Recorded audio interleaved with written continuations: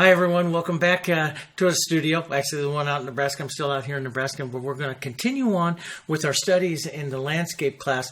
And what I want to do is I want to move into lesson number 2. We're getting ready to start lesson number 2, which we're supposed to start here around May 4th, somewhere around there, which is just in a day or two. And what I want to do is I want to paint some Lewis Ashton Knight. We're going to paint Lewis Ashton Knight in the lesson number 2. And for that lesson, we're going to be doing the 32 by 26 or whatever size you want. You'll find the pattern for that over into the pattern page and patterns and lessons page. And then you'll see where I did the first video, video 1 for the lesson, where I showed how to put the linen onto the board, and we'll continue on from there. Okay, so now we'll move into lesson number 2, or the second video here. And before we go touch the big one, which I have right over there, the big one right back behind me, right over here. And I've already transferred the pattern and, on my board. And like I said in the video, I was going to do a smaller one, but Martha wants this for our office, so she gets that. And I'll be doing a 26 by 32. But before, just like we did when we did the Bierstadt technique, I want to run through Lewis Ashton Knight. Now, Lewis Ashton Knight is he's a premier coup painter, really, an impressionist. And his technique is quite a bit different from Debrinsky's and their approach. Very, very loose brush strokes. He's a friend of Monet. Everything is really, really loose. And sometimes I have a difficulty getting that loose and letting it go that loose. But he's a fantastic painter. So before we go into the real big painting, like we did with the Debrinsky one, I want to go through and I want to paint a smaller one. Now, I have my board here. This is the 14 by 18 panel board, that I said that we can do some sample boards up with. And this board, I covered it with linen. And just like you saw in the, the video, the prepping video of it, you don't have to cover it with linen.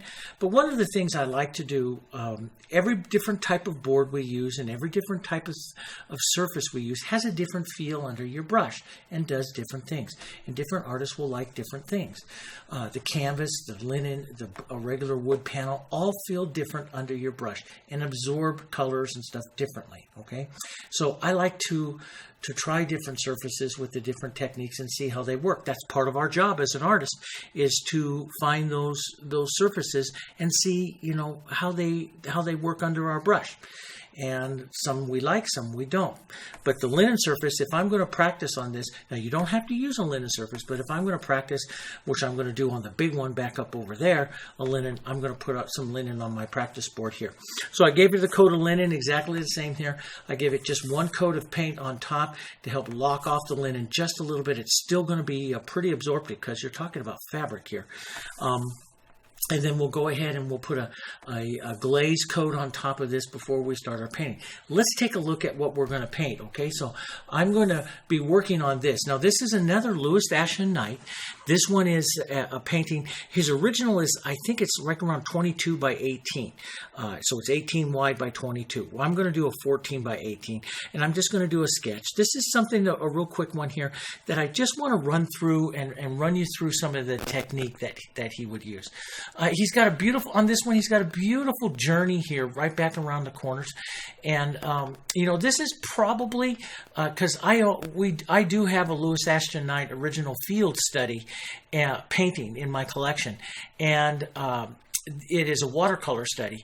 And I believe that this one was more along the line of a field study, because all of his strokes that he has in here are not really refined. Areas and stuff that he has in here are not really refined. And so he hasn't really fully developed the flowers and stuff. So this is what he would go out and paint plein air and then head back to the studio and paint a big one. But he was known for doing big ones out in the field. So, it's hard to know. But he's got a beautiful journey. It's back over here. Here's your atmospherics. Look at the the purples and violets here into the sky, just amazing. And the light yellows that are going to be in the sky. He's got a beautiful jet, so his atmospherics go here, and it's coming in this area here, gets darker and darker coming this way. Now, he's a premier coup technique painter, which means he establishes his darks, and one of the darkest areas of the painting is going to be right in here. And even though this looks really dark here, I think that that's probably mostly from the photo. I have studied so many of his paintings and seen so many in real life when I've been over to Europe, and these colors here just appear a lot darker to me in the photo than what I would really see in a painting like his. So I believe, his atmospherics are incredible, and I think that, these would be the darker area, followed by this, and it just might be a photo of the camera seeing these blues and stuff here quite a bit darker. But so we'll adjust a few things as I get going here. But that's his atmospherics, and here's his horizon line that's right here. He's got a beautiful triangle shape here. That is your journey. That's your visual journey. Remember, through some of the perspective videos I showed you, we go through a visual journey, and it's bringing you back along here. Here's a triangle in reverse coming back this way. So you see the depth here, and it's pointing up that way. Nice triangles. Overlapping triangles here, giving you visual depth. 3 trees in relationship here. 1, 2, 3. That bring the visual depth forward here. And even if you go plein air and you don't have a tree there, add one there so that you can get that visual depth. Put that tree in front of the mountain there. So this is a real quick little study, but I want to show you here, which is really great. Look at how casual these brush strokes are here. Quite a bit more than what you see in some of his other paintings. And this is why I believe that this is a field study. He's just quickly tossing in color here, tossing on the sky color, getting the reflections, and putting the sky color back to get the movement of water. But you get up real close to this stuff and you see, wow, he's really casual with a lot of his strokes. Look at how the darks just are laid in there. There's a horizontal stroke. There's an angular stroke right here that gives the bank its angles, its movements. Remember what he said. The angle of your stroke. See, here's an angled stroke down. Those angles of your strokes are so important to establishing the movement within the painting, and that's what you're doing. We're going to be painting some of his trees. This is where I know his tree is real quick. He does a real lost edge and then builds more color and, of course, his shadows and stuff to the inside. So he does a real soft, very tonal, very atmospheric color, and then builds more color here. That gives more roundness and depth to his trees and stuff that he puts in. So we'll play around with that. We're just going to do a fun, a fast little study here, and we're going to have a lot of fun with it. And I hope that you'll take the time to do this quick little study, because it'll make the understanding that comes when we do the bigger painting, it'll make the understanding come a little bit more. So I know these kinds of things are kind of extending our class a little bit longer than what we're supposed to go.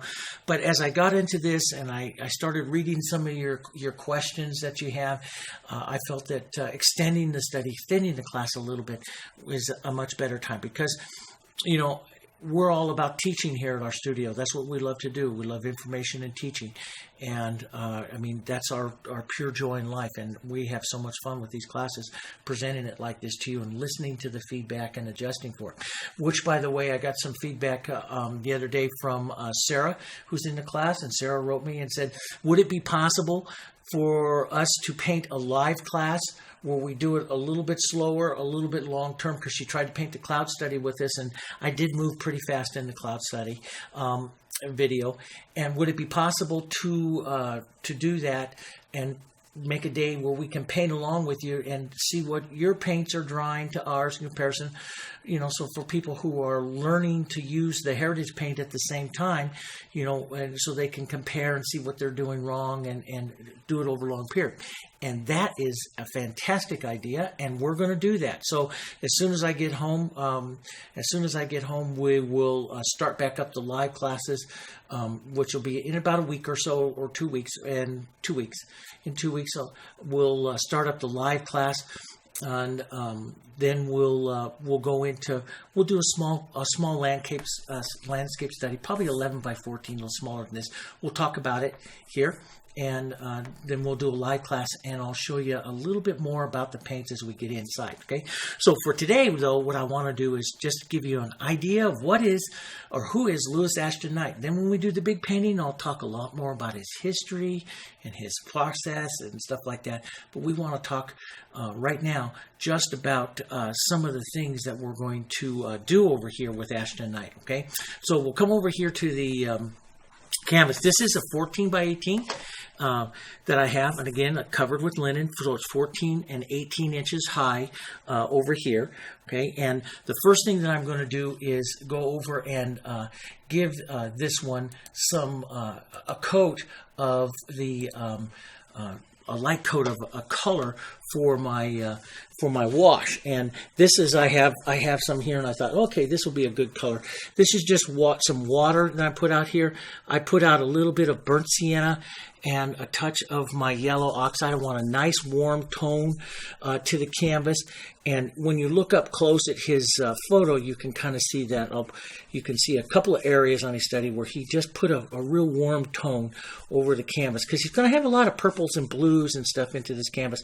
And so the warm tone is going to help a little bit. So I'm just going to use water like this, and we're just going to come right over to the canvas itself here and just wash this over. Now, how absorptive this is depends on how many coats you give this surface to begin with. And I only gave one, so it soaks in pretty well. So I can move it around with a lot of water here. And, you know, and I like some variation to it. I'm just going to move this around. I've spent all my years as an artist trying to add interest, of course, to our paintings. That's what we do. We're artists. We try to add interest. And, you know, I used to worry about first when I did tones of canvases here, getting absolutely everything even. And now I find, no, you don't want that. You just want some variation. Matter of fact, some areas having a little more yellow is okay. This is a general tone like we did with the cloud study that just pushes the white back into the painting. And that's what we want to do, is just push the white back. And we give an overall harmony. So this not only, you know, we talked about what's some of the reasons why you do a general tone, especially, you know, the Impressionists and stuff from Premier Coup and all the Prima painters will do a general tone. Why do you do a general tone? A lot of it is to add harmony and the warmth to the palette, to the colors. The other reason why you would do that is to, if you have any holidays or blank areas, they're not quite as white, then, you know, in the painting when you have this general tone, you know, through the painting here, okay? So looking at his photo here, let's go back over and look at his photo. You'll see up through here, we're going to come down about a third of the way, and we're going to establish our horizon line. Okay. From there, we'll establish the mountain line, which is our triangle, which is our journey through the painting. And then we'll establish the reverse one here, which is the angle of the river, which you kind of pick up here. Then we have another triangle here, which is coming up, which is going to be this particular journey here, and then the smaller ones here to the front. So we'll come down about a third of the way first in our painting here, and we'll establish that, and then we'll move over to the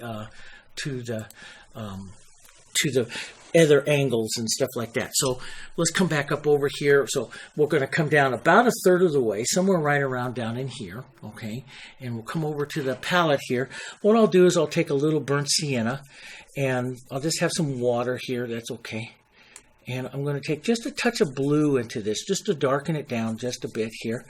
And just a toned, very toned, kind of a brownish color here. That works out pretty nice. Just stuff for a quick sketch is what I'm going to be doing here. So let's first come down about a third of the way down. So I'm going to come down right about in there, okay? And then I'm going to establish and try to have it somewhat straight here. A little wavy is okay, because that's nice. Now I know that'll look like an angle there on the camera, because the board is at a slight angle, but it's about a third of the way down on the on that. Maybe that's just a touch low. It could be just a touch higher, but that's okay.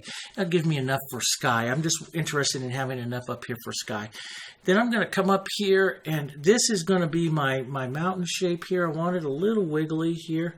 I want it diminishing down. That's going to be the line here of my hills here, the line of that hill. That's my journey. See how your eye moves this way? Your eye goes that way on it. That's your journey. Let's put the reverse in here, which is going to be the river. So we'll come back out here like this. That'll be the river coming here, the river bank. And then we'll have a bigger bush right here that is going to be in that area there. That's going to justify that. Now we're going to leave just a little bit of a space here. So we see just the edge of that. And we're going to come right to about the center, right in there. Leave a little bit of a space there, right about there. And this will be the other triangle coming back this way here for the other shoreline. And then another triangle coming out here and back. And then finally up into a big bush up here into the front here. So the undulating shoreline here is very important. This gives us a lot of area in here for our water, for us to do our water and stuff in there. So there we go. That will work there. Okay. And now what we'll do is, and I'm just gonna put it in right now just because I can. I'm gonna come right over into here. And I'm going to, most of this will cover up, but I want to kind of capture this tree here, the line of this tree. It's going to go almost all the way up to the top, right up and through here. This is the tree trunk. It's going to bend around. It's an older tree there. And we'll use just like the edge of the small bristle. I'm using the #1 bristle. I forgot to tell you that. Sorry about that. Just using the small bristle I like to use the bristle because it keeps my strokes very much impressionistic here. And so we'll just capture a little bit of that. We'll come back here. Now, what is important is where this tree hits the ground. So if you're talking about perspective, linear type perspective, the lines of linear perspective, 1, 2, and 3 here. So that other little tree will come back here. Smaller little tree, just breaking up the height of the mountain there, just above the mountain. This one will come up, so this one will occupy this whole area. It's a bit dark there. That's okay. I'm going to paint sky right over it anyway. But this one right here will come in about here, so it'll be a little bit bigger, and that'll leave room for this one right in here, a little smaller. So it gives me 3 trees set back there that I can work with there. So I'm going to put just a little bit more color on that. So it gives me a nice quick sketch of what's going to happen here. And I've got a little more room up here than it's showing. Let's see if we can step the camera back there. Just a bit more here. There we go. That's too far. Let's go back up here. Here, just a touch. There we go. That'll probably do it.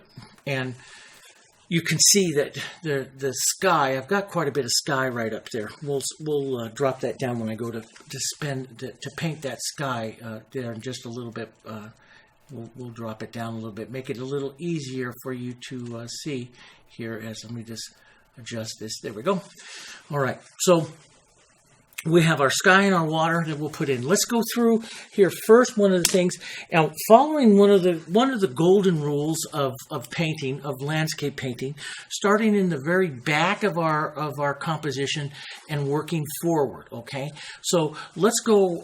Let's take just a second and go back over to his painting that you see here. And this is the atmospherics of it. Now, he's got a storm kind of coming in here. Oh, and here you can see that real warm tone coming right through the edges of his canvas right there. So you can see where he was. But we're going to be up pretty light back in here, but it's a little stormy. But I'm going to start out kind of light and atmospheric where I know it should be. He's got some purples and some yellows moving together here. He likes real stormy sky. And I like to develop a little bit more of the blue into it, but he likes that stormy sky there. So we'll develop that. But first I'm going to start right in here and work forward and get some of my blues, leaving areas for my clouds and stuff that I'm going to want to put in there as well. So let's go back over up to the painting here. And so I'm going to start right over here in this corner, and I'm going to get my atmospherics in, and then we'll get some blues and stuff up over there. So let's go down over here to the palette, and let's take some of I want my blues here, and I'm just going to take my paper towel here and push some of this over out of the way here. We'll just push that, leave a little bit of that there just for tone, which is kind of nice. We'll take some our white and a little bit of blue, maybe a touch of that burnt sienna that's going to be there just to gray that down a touch. And I want to head up to about my 9 or so. Remember what we did before. I'm going to put a little, I'm using global. I'm using the global colors here, and this is just a big pile of global white right here. And so I have extender already pre-mixed into these colors. They've been into these colors for about a week with them, letting them open just a bit so that some of the water evaporates out. I want to go up to about a 9 or so, which is fairly light, and you can control that. You're going to go almost up to your white there. You can see pretty light here. And we'll gray some of that with some of the burnt sienna. I'm going to come right into here and establish that right into this whole area here. I'll push on this so we don't get that sound of that pushing around there too much. And this is where it's going to be really important. I'm going to, well, you should see that. Let's do that. Let's push right into here, okay, and right into this area here and up. You can have some more blue, which we'll just start right here. I'll just let some of the blue come out right in here, right into this area, right down to the mountain here. Got a bit of white mixed up into there. That's okay. And I'll just toss that casually up through. And right in here, and if you're a premier acrylic painter here, you're doing this pretty quickly. We're trying to capture this pretty quickly. With just some brush strokes moving in some different directions and stuff. I'm going to take a little bit more blue here. Let's create a bit more of our atmospheric. So a little darker up towards the top here. Just a little bit more phthalo blue here into that. Let's get that blue into that. That's what we're going to do. Let's give a little bit of an atmospheric blue hit right through here. That will develop, and this will allow us to develop some of the clouds we're going to have in our painting here. But down along this horizon line, I'm going to take a little more white, and let's take just a bit of our, burnt sienna here, and just gray that down a bit here. Very, very light grade, not as blue. This is very important for your atmospherics right down in here, and just plow on some heavy color here for those atmospherics there. I really want to get that grade compared to over here, which is going to be quite a bit more blue. So very grade and light right over here. We'll just tap some of that through, and that's good. That sets that in there. Now, for the clouds, we're going to leave some of this extra area here for the clouds here. Let's set this down here like this for a second. Okay. So up into this area here, we're going to leave this for some of our clouds here. And I want to put in some purples and some darker colors and stuff like that here, and also some of our warms. Now, I'm going to start out just a little bit warm, because once we get too cool, it's hard to go back. So let's come over to, let's go back over to the palette for just a second. Let's take some of our light color that's here. Let's warm that up with a touch of our yellow oxide into that. That will warm our yellow up quite a bit here. Or excuse me, warm our white up here. About a value 9 or so here is a good 9 to an 8, maybe a bit more yellow. Could leave me some room for some white here to go in. So I can evaluate that against my white pile there, and you can see I'm down a couple values, down about an 8 or so here. Let's go in and let's just push in some of that nice warm yellow right into here, which will set the base here of our clouds right up into our blues there. We'll work those together. But see, by not having the blue through the entire sky, I get this nice clean cloud and clean cloud colors here, so which is what I want to do. I can push some through the blue and push some of that into there to make more transparent types of clouds and stuff. But you know, we'll and that we can do more stuff with later on. But let's get some additional yellow here, and the whites here down about a value 8 or so here, and lots of paint. You can see I'm using lots of paint. Let's get very atmospheric here along the edges here for our clouds here, right like that. That's great.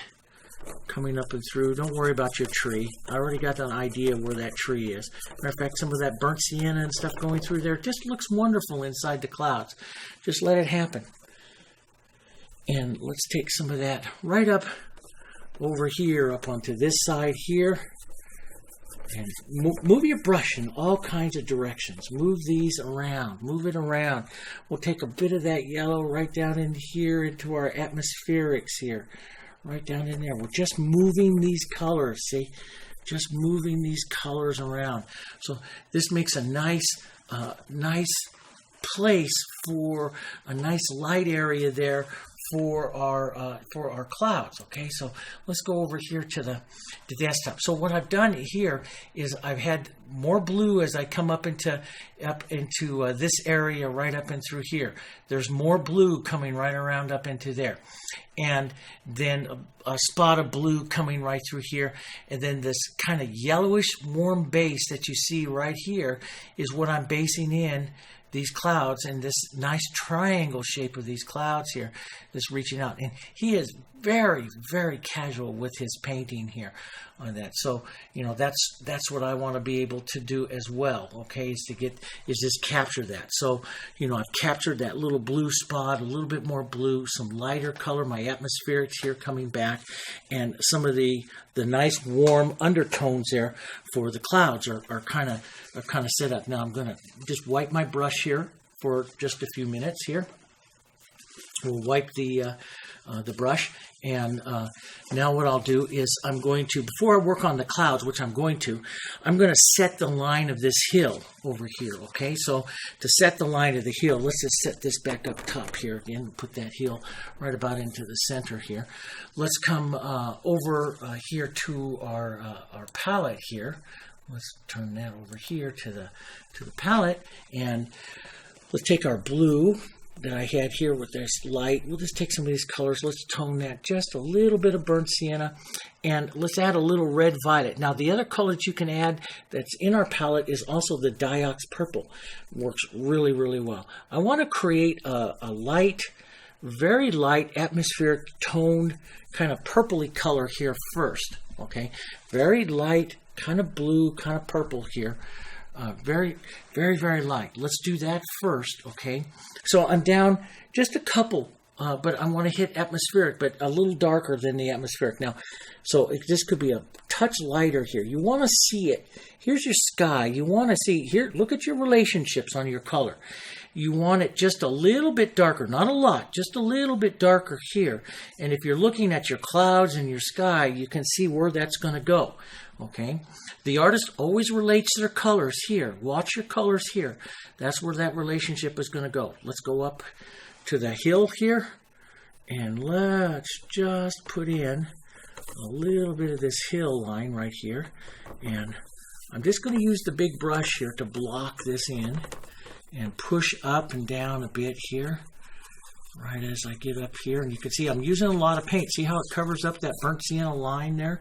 Really quite easy there. Okay, so that's going to start the basis of my hill here. Okay, so we'll push a little bit more. We can angle a few. Remember, we saw some nice angled strokes coming down here. We want to vary this just a bit. Okay, that gives me a nice angled stroke here. Let's go in and put in, right now, real fast, before we go put any more decoration into this one, let's go back to the palette and let's put in a lighter green. So I'm going to take some pine green here. Let's take some yellow oxide here. Let's even take some of this purple color into that. That's our mountain color. Let's push that into that. But I want to go maybe a little bit of Hansa into that as well. I want to go with a light green. Here, very light green, kind of atmospheric, so we'll get a little bit of our blues and stuff into that. A very light grayed green. Let's gray it down with maybe a bit of burnt sienna. And I take the burnt sienna just because it keeps warm. I can always cool it down, but I need to keep it warm. And let's keep that about what that's pretty close, just a touch lighter than our mountain color there, which is what it should really be. So let's come back up here. This should be fairly close because I'm going to adjust it. Fairly close here. Now you notice I paint right through that tree I already put on, because when I sketch this on, I know pretty much where that tree is going to go and everything here. And so you can come back through and just wipe through like that and pick up your tree at any time. You can wipe through anything and pick up your tree and stuff. But I sketch it on because I know where it's going to go. And when I first started watching these artists do this, I was just like, that's crazy. You sketch on a design and then you cover it up. But it does. It kind of sets it into your mind, and then you let it go, because I know it's going to be there. And if I don't let it go, my design will start to become very stiff. So by letting it go, my design isn't going to be quite as stiff. So here, I'll just kind of quickly, and we're just doing this as a quick study, so we don't want to play around too much here or get into it too much. So now we'll see where that green and stuff is going to go there. Now, I'm going to develop this just a little bit more here now and go up into the sky. And to do that, I'm going to go to a smaller brush. And I can still use a fusion brush. I'm going to go down here to like an 8 that I can work with pretty much here. And I'm going to add some color variation to it. One of the first things I want to do is I want to add a little bit of my dark colors. But how dark do you go? So you don't really know how dark to go. And so what the artist needs to, we know we have our lights and our atmospherics here, and we got this all set back, but how dark do I decorate this? Then this is where the Premier Coup painter, at some point, either before I did this or at some point right now, the Premier Coup painter will come in and establish some real dark. I'm going to take first, I'm going to come over here and establish a real dark. I'm going to take some Phthalo Blue, and I'm going to take some Red Violet here, and some Burnt Sienna, and I'm going to push all those together, about 1 to 1 to 1 here, just as a nice core dark color. This is a nice core dark color. And sometimes when I paint Louis Ashton Knight, I do this first. I put in, look at how dark this is right here. See this? This is the dark of my painting. This is the dark that this painting can go for visual depth. And now, by putting some of this in, and we can put a touch of that right over here. It might not stay this dark, but look how dark that is. I mean, now your eye has a dark to look at and it has a light to look at. And I know I don't go any darker than this. I can lighten this up. Let's take a bit of blue into here so you don't go too crazy on me, because sometimes people go a little crazy here when they have to look at all this dark like this, but this helps the artist. And I was watching another artist the other day in one of his videos, and it was really quite nice. He said one of the things that he likes to do is establish his core darks pretty soon into the painting before he gets going anywhere else. And these would be considered your core darks, your darkest areas that are going to be for this particular part of the painting. These are darks, core darks, and this part of the painting right in here. He says and what that does is that gives him visualization for the rest of his painting, what he's going to see in the rest of his painting here. So, I like to do that as well. I know this is part of the Premier Coup technique, which is get those darks, get these colors in here like this, and see a little bit of where that dark is going to go. Now I know I don't go any darker. Here's my nice core dark right in here like that. I don't go any darker. This could have a little more burnt sienna in there. That's a little bit blue for the painting. So let's just put a little burnt sienna in that as well. I know, don't go crazy on me. This is how we do it. And it really, when I did my first ones like this, I was like, whoa, that's really out there. But it really does work.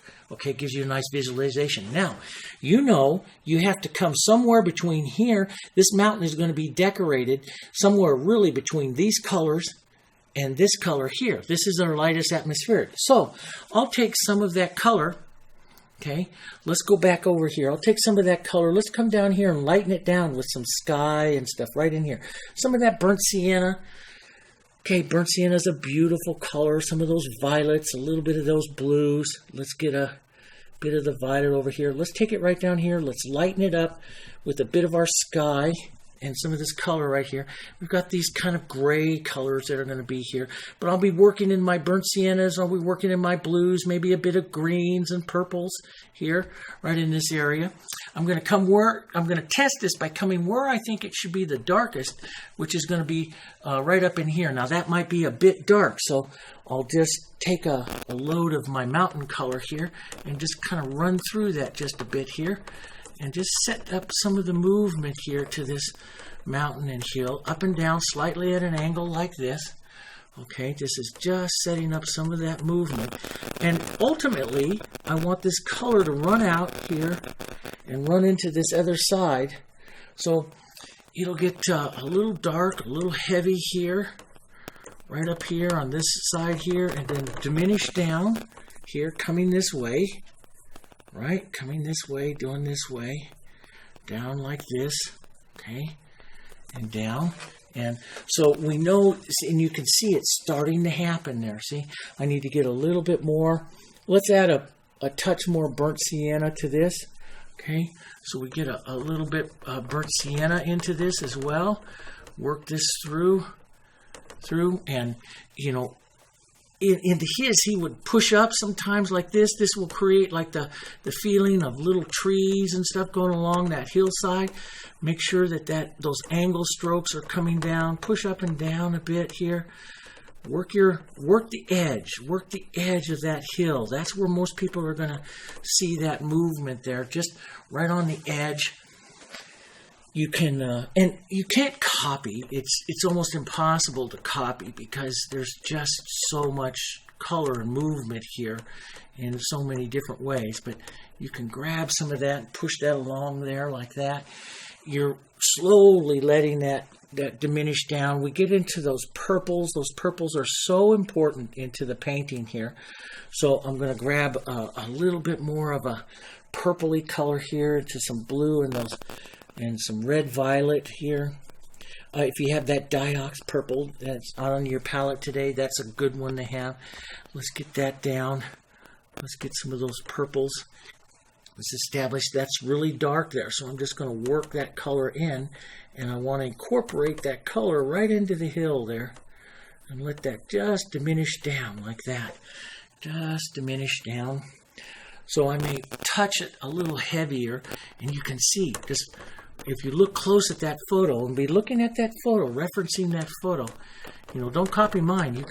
You can take yours and you know, you might see something a little different than what I'm seeing and stuff, and paint what you see. You know, just kind of put in the color and paint what you see right in there. A little bit more movement.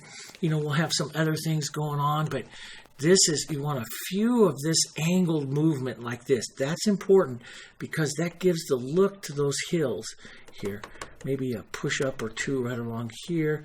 The unevenness of it, the soft atmospherics of it there going back, and a few push lines like that going back, and you can see that happening as that's going away there like that.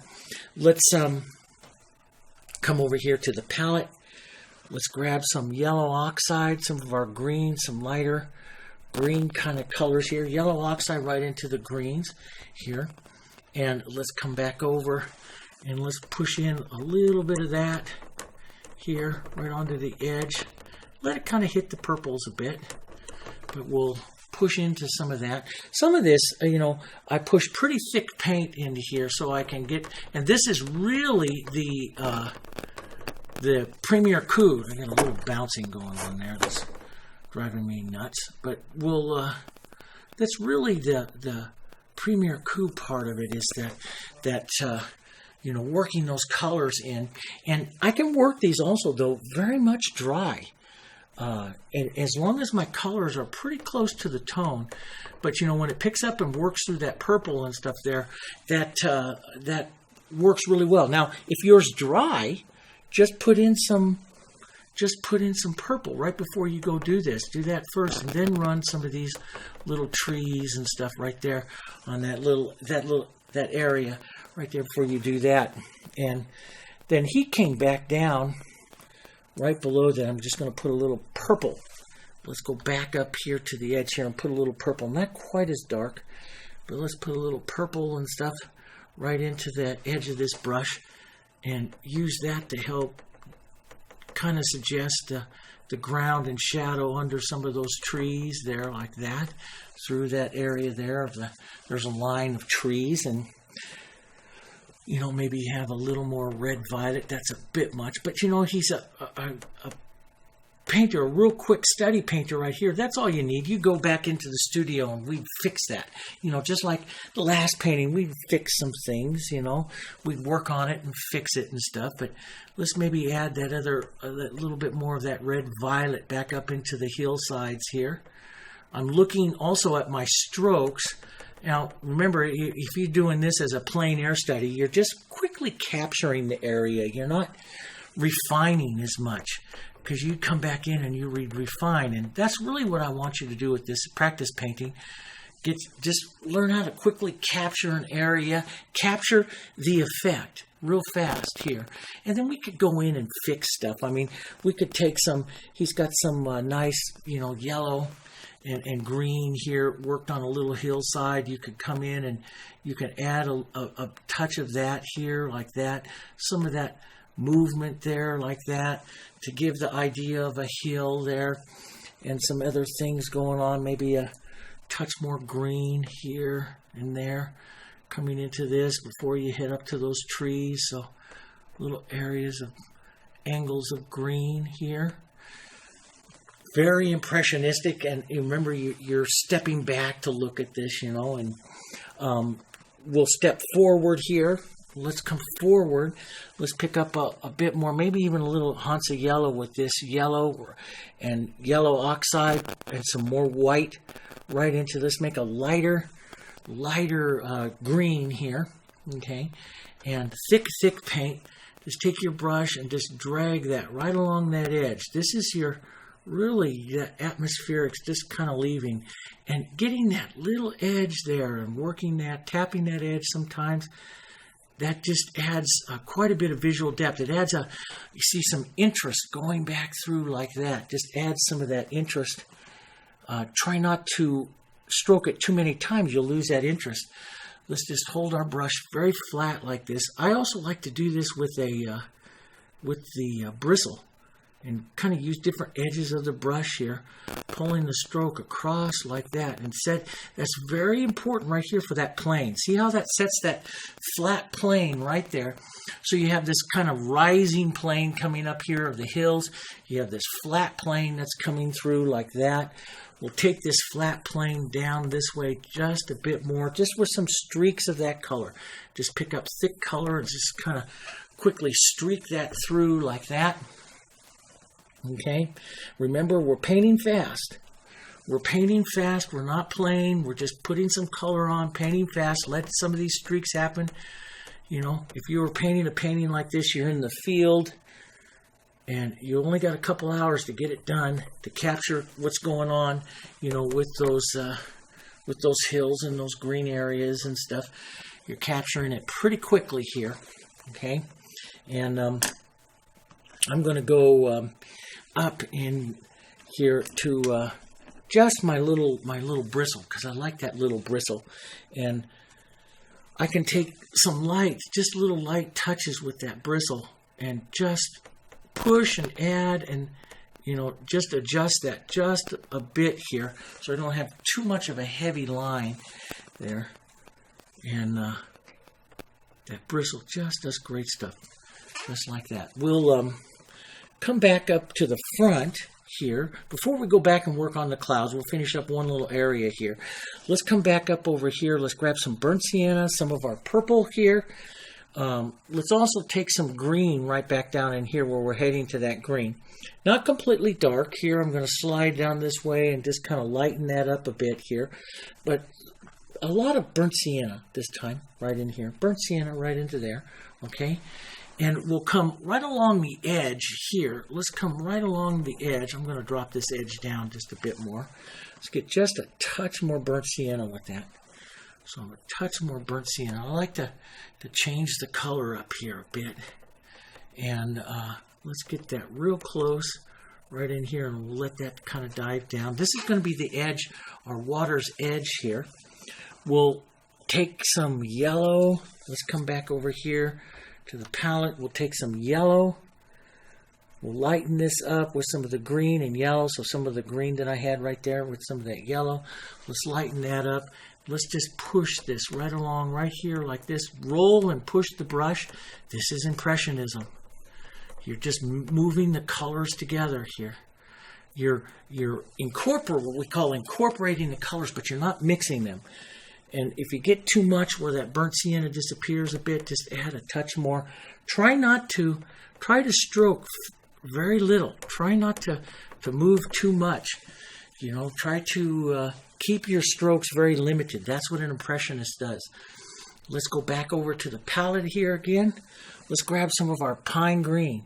I'm going to mix just a touch of Hansa Yellow into that pine green, just to pump it up just a bit more here. Just to get a touch more into that. And let's come back here again.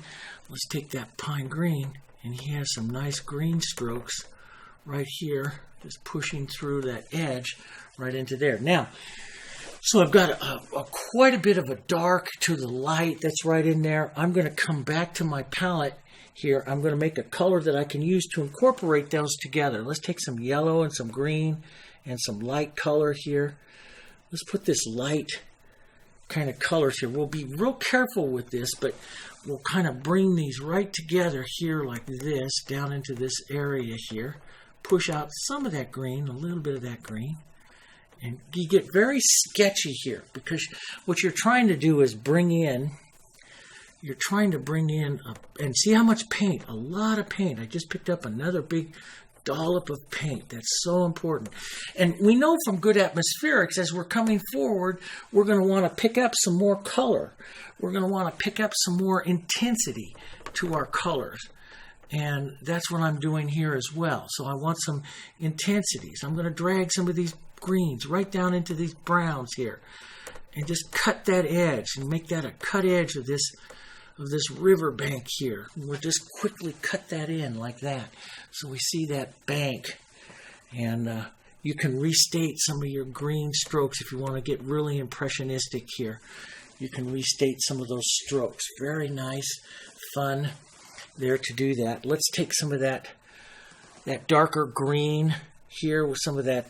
Let's come over here, some of that darker green with maybe a bit of that Hansa into that right here, pine green and some Hansa, and we'll get really quite light right in here. And let's just establish a little bit of this green bank that's going to be here, that's going to come right in through this area here. And now what we're going to do is put in, well, I'm going to go to a bigger brush so I can do it more effectively and quickly, because that's really what you want to do. I use the small brush to get kinds of movements and stuff like that, but we want to get kind of a quick, effective movement in here. I'm going to take some, come back up over here, and we'll take some yellow oxide. Let's grab a big old dollop of our yellow oxide in that green. That's really pretty. Let's make it just a touch atmospheric, a little bit of burnt sienna, a little bit of our blues here. So we're a touch atmospheric here. I'm going to grab some blues and white, maybe a bit of burnt sienna to help tone that down. It's a real grayed yellow-green here, okay? And then I'm going to come in and we're going to block this area in. It's just when you look at it, you see it just a touch more brighter and a touch darker here than the land that's behind it on the other side there. So you'll see a bit of that. Let's push in touches of a little bit of that green. We'll bring those in. Let these colors come together here, kind of in the movement that we want this to have. And so I've got it blocked in here. Now I'll just kind of add some more, slight at an angle of the brush. Watch the angles of your brush. Okay, blocking that in. We want to create this movement here. So I've got this kind of blocked in. We'll take some green and push some of our movement back this way. Let some of that intensity start to come forward in the painting here. Cut like a little angle here. Bring those kind of together there for right now. Okay.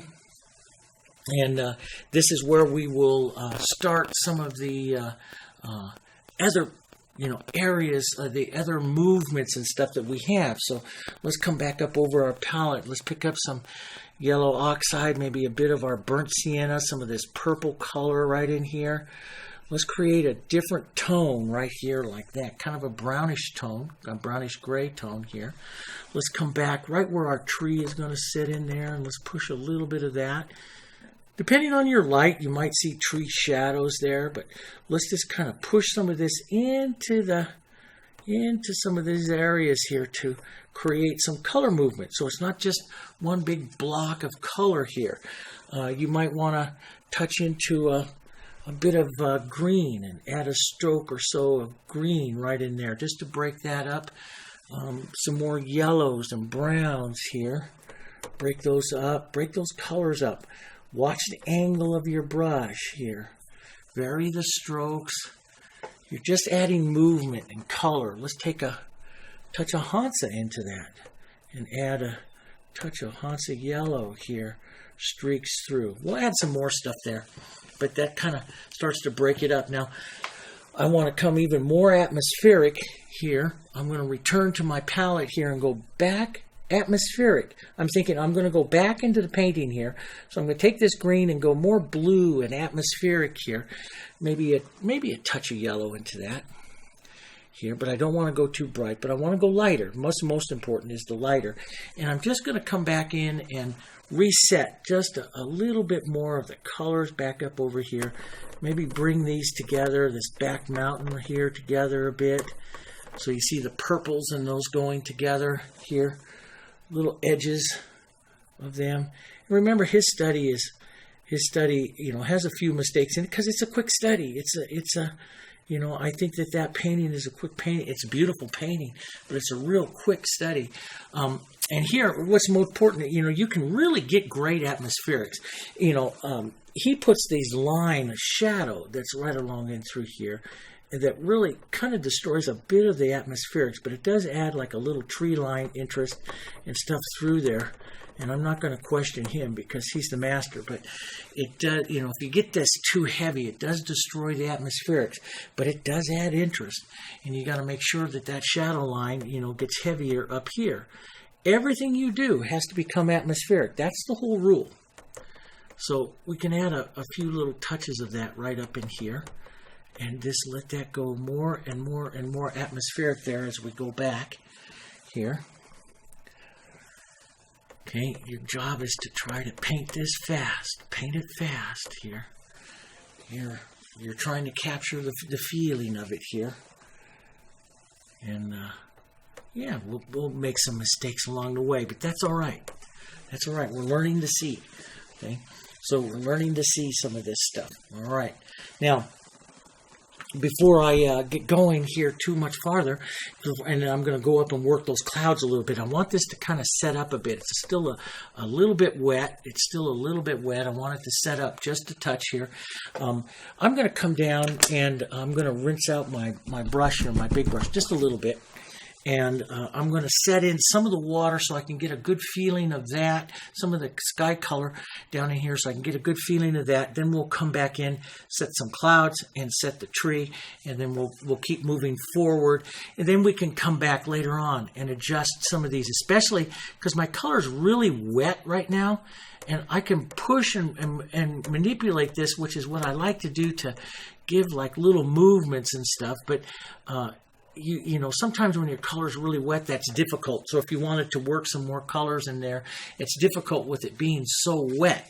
And we would probably want to put some more violets and stuff. It all depends on what we're going to do down here. So while we're waiting for this to tack up, I'm going to come in here and push some sky. So let's come over here. Let's grab some white and some of our blue here. Nice light sky. maybe a touch of violet into that. It's just a reflection of that sky. I'm not too blue, so I can have maybe a touch of the burnt sienna in there to help gray that down. And again, like up in the 8 or 9, kind of a grayed blue here.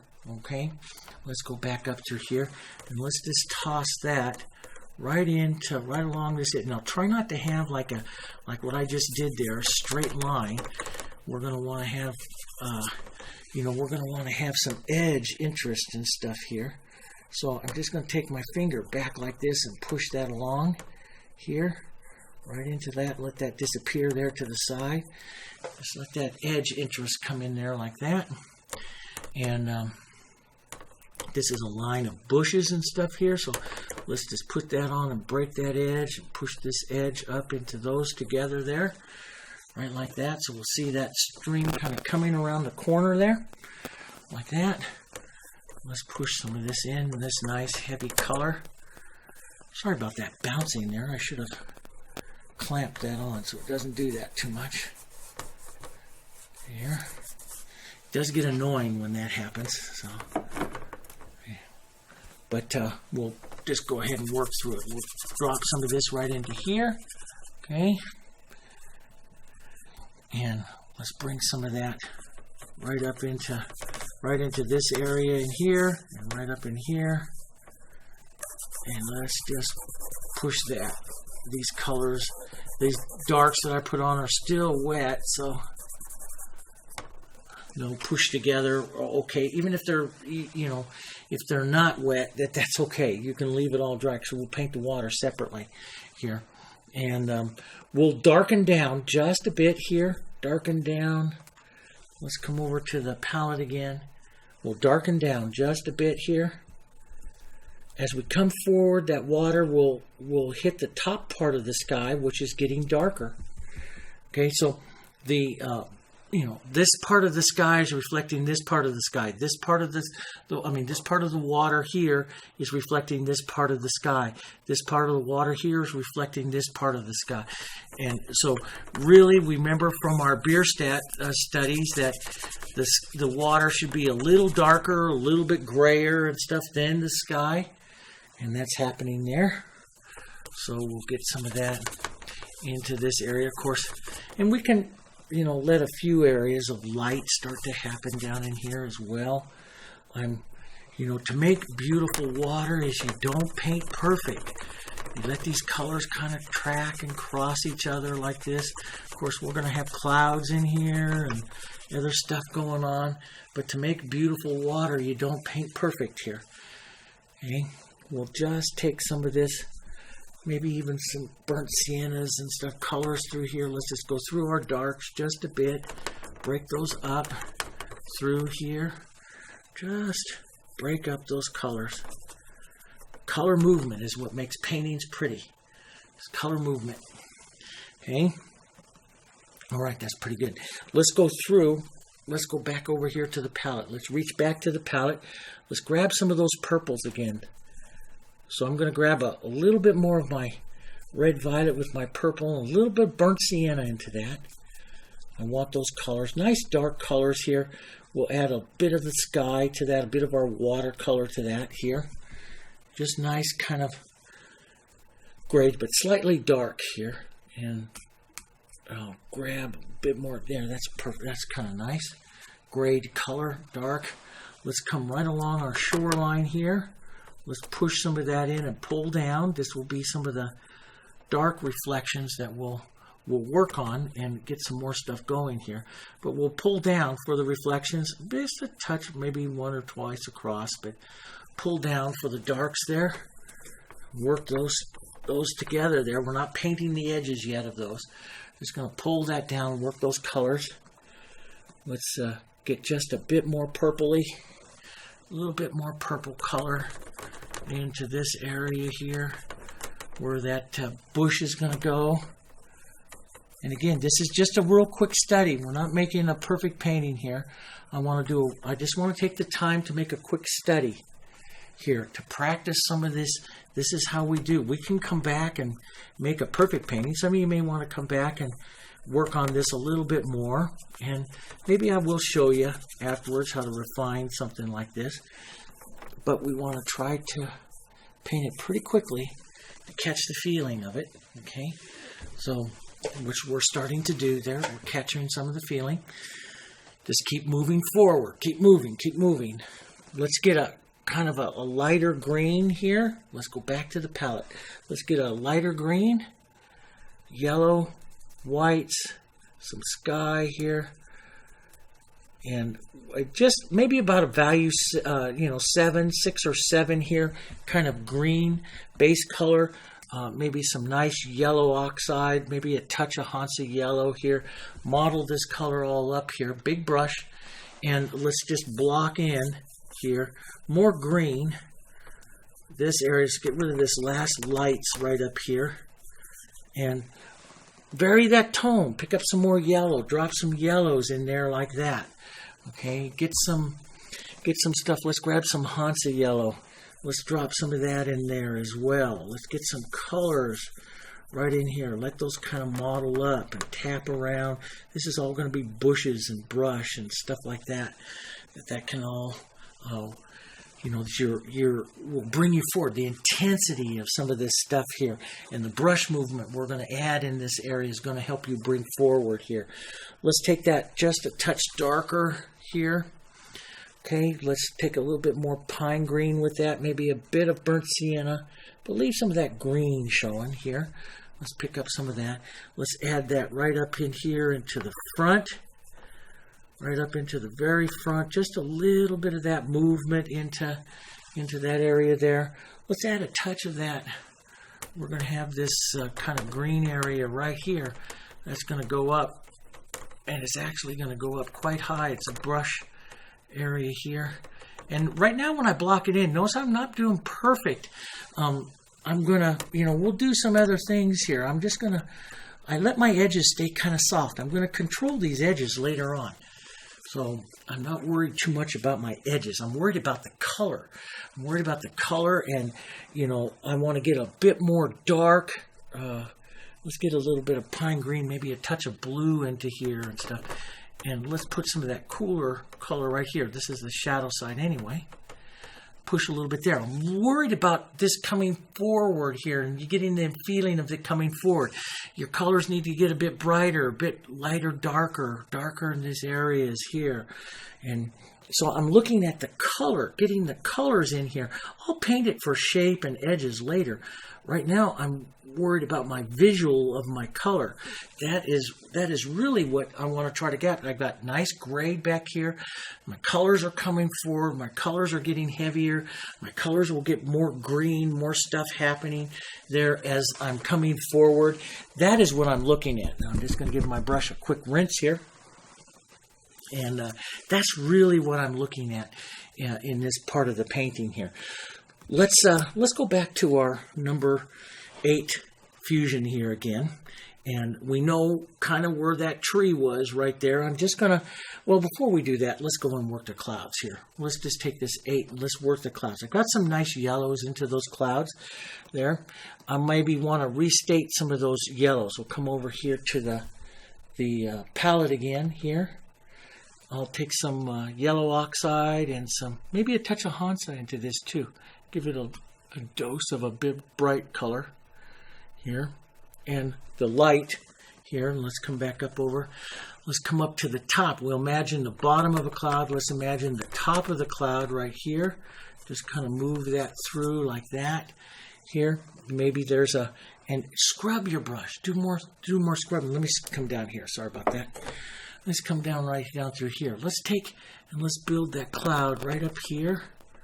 And see, as this starts to dry up, tack up a bit, you can build that cloud really nice into that. The tackiness of the surface is so important. You can even do it on a dry surface there, but being slightly tacky is very important. And we'll push just a little bit more light. We'll leave this very rough. He likes the edges and stuff very rough. We'll put just a touch of those lights, edges here. Let's build that cloud here, just a touch here, and Let's build it right along the edge there. See some of those, that nice cloud. Now I can also, while I'm doing that, take a light blue, very, very light blue. Let me come back to the palette here. Very light blue, grade blue over here to the side. And I can work some of that right into here too in the reverse. Soften out some of those blues a bit. Work those colors together to get more atmospherics to the back of those clouds there. To send them together a bit more there like that. One of the colors that I do like to add there off to the side here, let me come back over here, and we'll go more of a purple, so the red violet, and a little bit into our violety purple colors here. Soft, light purples, violets. Let's push a bit of that right in there. Oh, that's pretty. Love those violets. Let's drop some of that right into those clouds and stuff there as well. That's kind of pretty. And you'll see that, you know, he really likes to take a bold stroke of that too, as like a shadow there to a cloud. And you know, I'm not quite as bold as he is yet, but I'm trying. You know, I'm not quite as powerful as a painter as he is with these bold strokes, but they're fun, and I'm trying to get there. A little bit of purple into that. Let's put a little purple into the sky right up there like that. That's kind of pretty there. And let's come back up over here. We'll have a little bit of that purple color into the cloud there.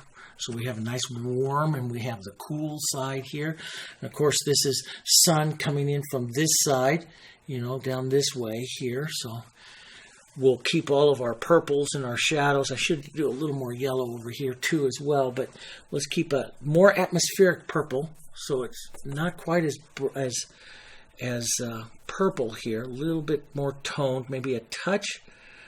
To help do that, you can give it a touch here.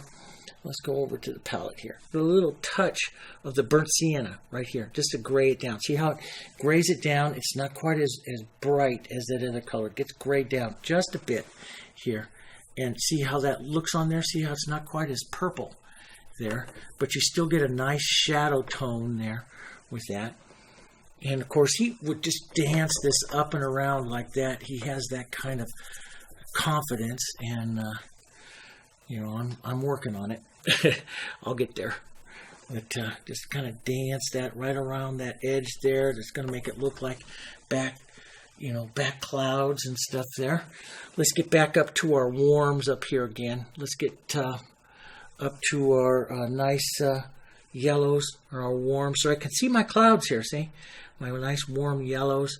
Not quite as bright, maybe just a touch of that gray even to it right there. So it's not quite as bright as what we have on the other side, that warmth there. And let's build our nice edge to our cloud here. Let's just build that right down through that tree. We'll build some of those colors together there. And vary the amount of yellow, sometimes a bit more yellow, so you get that nice warmth in there. Here. You get some of those nice warmth colors in there. Right in there like that. Let's pick up a bit more white, especially right up here in the front. Let's just pick up a dollop of our white here. Push that down. And just wiggle that around. Let that kind of fade out here. Build that cloud. Be very powerful with that stroke. Just kind of push that around like that. Stay up onto the warm light side with that. You can drag a bit of it into the cool side, and many times he would come back in and just set his cools again right up on top. But here we'll just kind of push that around there like that. And I'm going to set the bottom of that cloud just out like that. That's kind of nice there. And we'll set that back. And here we'll build a little bit more light. This is going to go, most of this is going to be covered up by the tree, but paint like the tree isn't there. So when you have sky holes in the tree, you can see your clouds like they should be. So we paint like the tree isn't there. And let's get this nice heavy color here. This light kind of fading away here. That's kind of nice. Let's let this kind of drift down. This light movements here. Let that kind of just drift over there. Maybe a touch of some darker gray, like this is the edge or the bottom of a cloud. Maybe there's a bit of one right there. Here, maybe there's one right there. There we go. So we got kind of like a little storm brewing over there. And he would take that kind of purpley color, you know, maybe touch a few of the bottoms of clouds coming along over here. So you get the feeling of cloud bottoms there. The light's moving in and out of those. There, like that. Very, very suggestive. And then the viewer, if it's done really suggestive, the viewer will turn the shapes into what they need to see or what they think they will see. That's the ultimate in impressionism. You know, that's what you want to do. You don't want to give it so much shape that, you know, you take away their imagination. You want to just create the lights and darks here of the clouds and let their imagination take over from there. Let me come back in with a little bit more blue here. Okay, so we'll come back in here with just a little more blue here. Blue sky color. Nice blue sky here. Nice bright blue sky. Maybe a bit of violet into that here. Nice bright blue sky. Probably about a 5 or a 6, somewhere around in there. Okay, what we usually try to do with the atmospherics of our sky. And that's just a touch purple there, so let's just push that out just a bit here. Yeah, I want just a bit more blue into that. So I'm just going to blue it up just a bit more here. And that was a bit too much, so we'll come back over and do that again. Got a little bit too much blue into that. Yeah, right about in there. Right about that color. Let's try that. See how that works. That gives me that blue right in there. Now I'm just going to work a bit of that through. Sometimes I paint these cloud areas back and forth with the blue right into the clouds, and I'll push the edges if I want them softer. Now, he doesn't have that many soft edges. He's a very powerful stroke painter. He doesn't have too many of them, but what I'm trying to do is just soften my line of my colors right here. So I want to build a little more light right in here. I want to soften these lights together. That's a good color right there. That helps me get my atmospherics right here in this area of my painting. Get those blues and those light colors right in there. Some of those pretty lights here. Right up in there. That's pretty. That gets those right in there. There we go. And remember, you got to step back. I haven't done that yet. You have to step back your painting, step back and see what it looks like. We want to take some soft clouds here. The edges of them start to get a little softer. Light yellows here. Let those just kind of disappear back here. There we go, just light. Let those disappear a bit. Right in there. Soften those colors through. Work those clouds. Work those lights, those edges, those clouds. Some of this is going to get covered up by the tree, but that's okay. I love to paint, so we'll let it happen. Right there. Let some of those lights here. There we go. Get very, very sketchy with that. Let's take some of that light blue and those colors, go right through here where we're going to have some of that tree. So we'll push some of that out and around Push some of that blue right into some of these nice warm tones here. Get that sky going there. Get that atmospherics here. Restate some of those atmospherics right out here. Right out there. Restate. You might pick up just a streak of a slightly lighter blue right in there that just might pick up a little bit, you know, if you want. That looks pretty good. Just work those clouds a little. You can have a little violet, a little yellow. Work those clouds right into there like that. Just nice, soft. There, you got a nice set of your clouds there. Now, let's go back, take some of our burnt sienna right over here, dirty it up over here with our blues and stuff again. A little bit of blue into that. Darkens it down, cools it down. You can have a little red violet, which is nice, into that as well. Burnt sienna and blue, nice brownish kind of color here. Let's go back. Let's go back right up front here where our tree was. You could actually find it by wiping through there, but I'm not going to worry about that. Let's kind of find that tree. Now I don't want to do too straight. I'm gonna add just a touch more burnt sienna to that. And I don't want to do too straight a line here, because his is really nice in that it bends and bends and gets a little crooked here and comes back up here like this. So this, and then back up to this line here, and it's going to go almost up to the top. Just kind of imagine that going up there to the top. Let's just come back and reshape that one just a bit. That'll be a nice tree.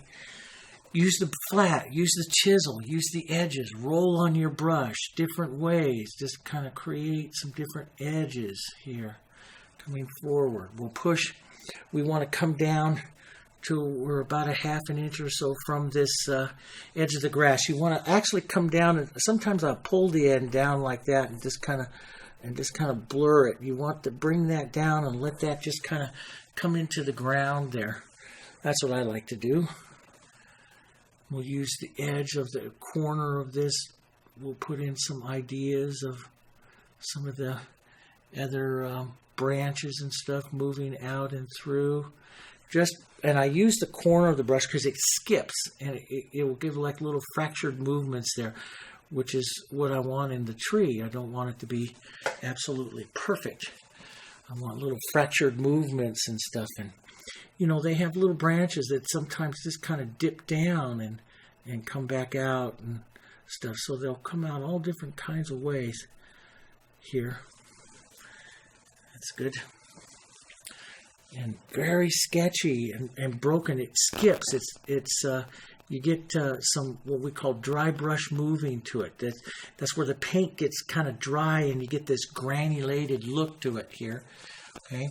Matter of fact, as we're working on the tree here, we could come in just a touch closer here. Let's come in a touch closer here, like that. Okay. You can take some other colors like burnt siennas and stuff and just kind of tap through the tree here. Break up some of the edges. You know, I don't want to have that straight line there that I had, so I want to break that up a bit here. Some other colors. If light is coming from the right side there, which it is, let's pick up a touch of yellow oxide into some of this grayed color, a little bit more here. I just dump it right, and what I do is I just dump it right down into where I'm painting these other colors here, and just kind of tap it into the brush like that. Then come back and just hit the edge, the light edge of that tree there. There's your light. That's where that light is coming onto that tree here. And edge there. You know, use some of those colors. Just kind of tap them in. You know, you're the artist, and more than anything else, what you want to do is just get these color variations. That's what makes everything so pretty.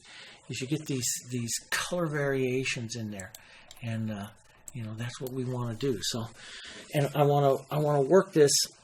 As a matter of fact, I'm going to move from my fusion to my bristle my bristle here, my smaller bristle. Now you can use the small fusion or you can use bristle. I'm going to show you all different kinds of ways to paint trees, but I like the bristle because you can't do anything like really perfect with it. So it makes great little you know, branches and stuff like that, drawing it off, and you get little fractured lines with it and stuff, and that looks great onto the tree. And so, and most of the tree here will be really dark. It's going to be our blue and burnt sienna color here.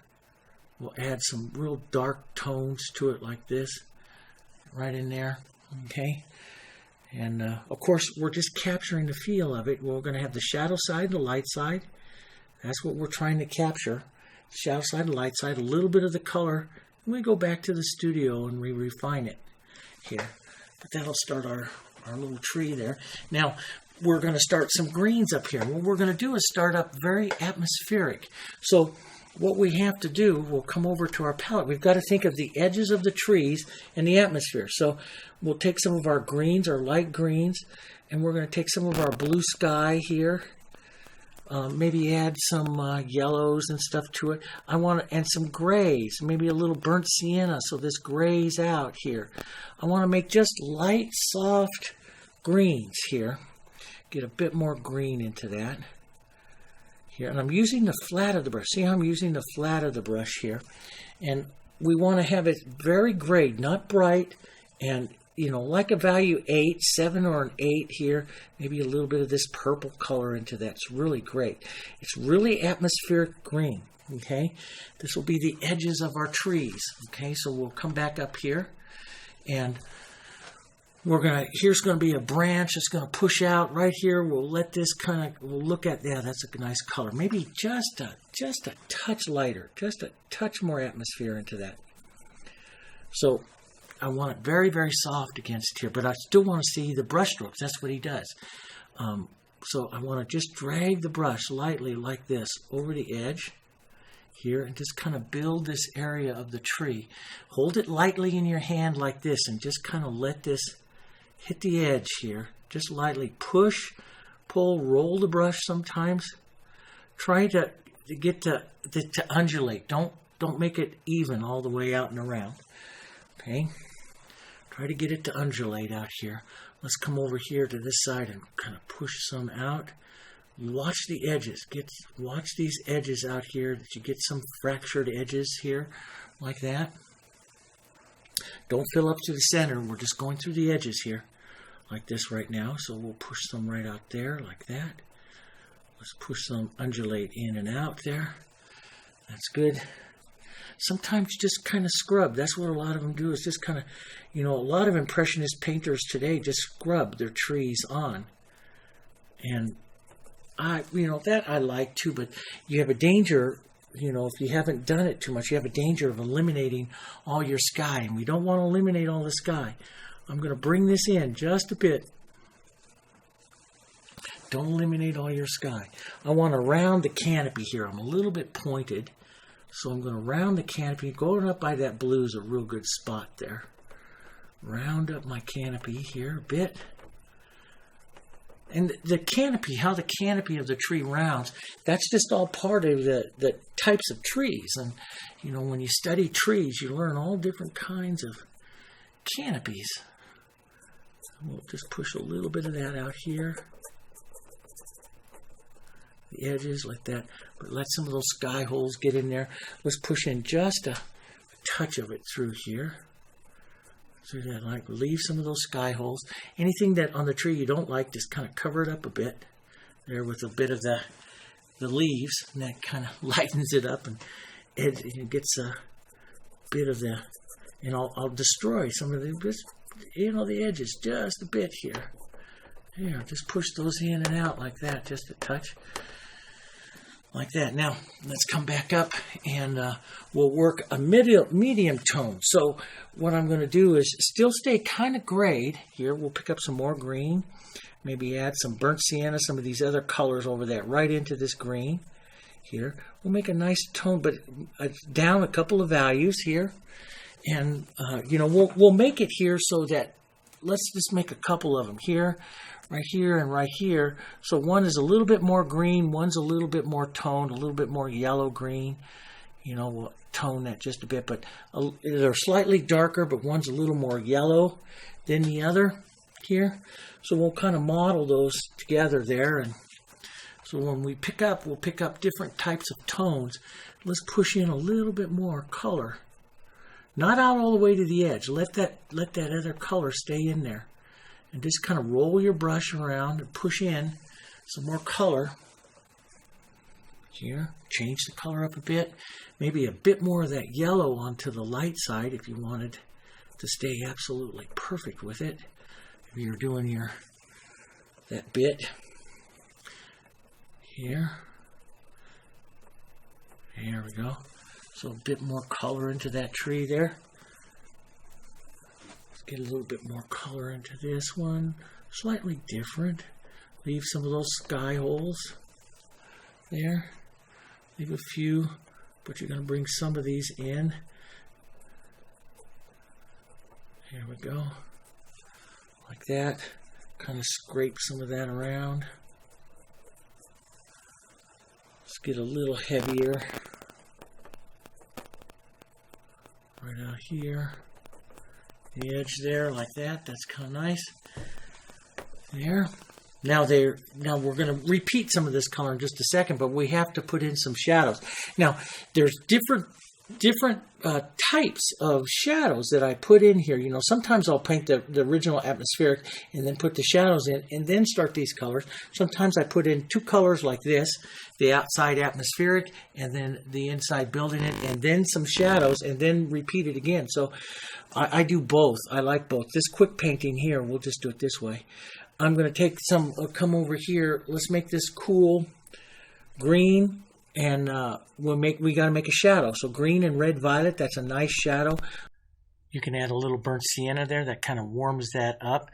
Let's take a look at that over here. Yeah, and it might be a bit dark. Let's try it up here. Okay, we'll go right into the center lower part. Yeah, that's just a touch dark. I'm going to lighten that just a bit here. Little yellow, little tiny bit of white in it. Let's test it again.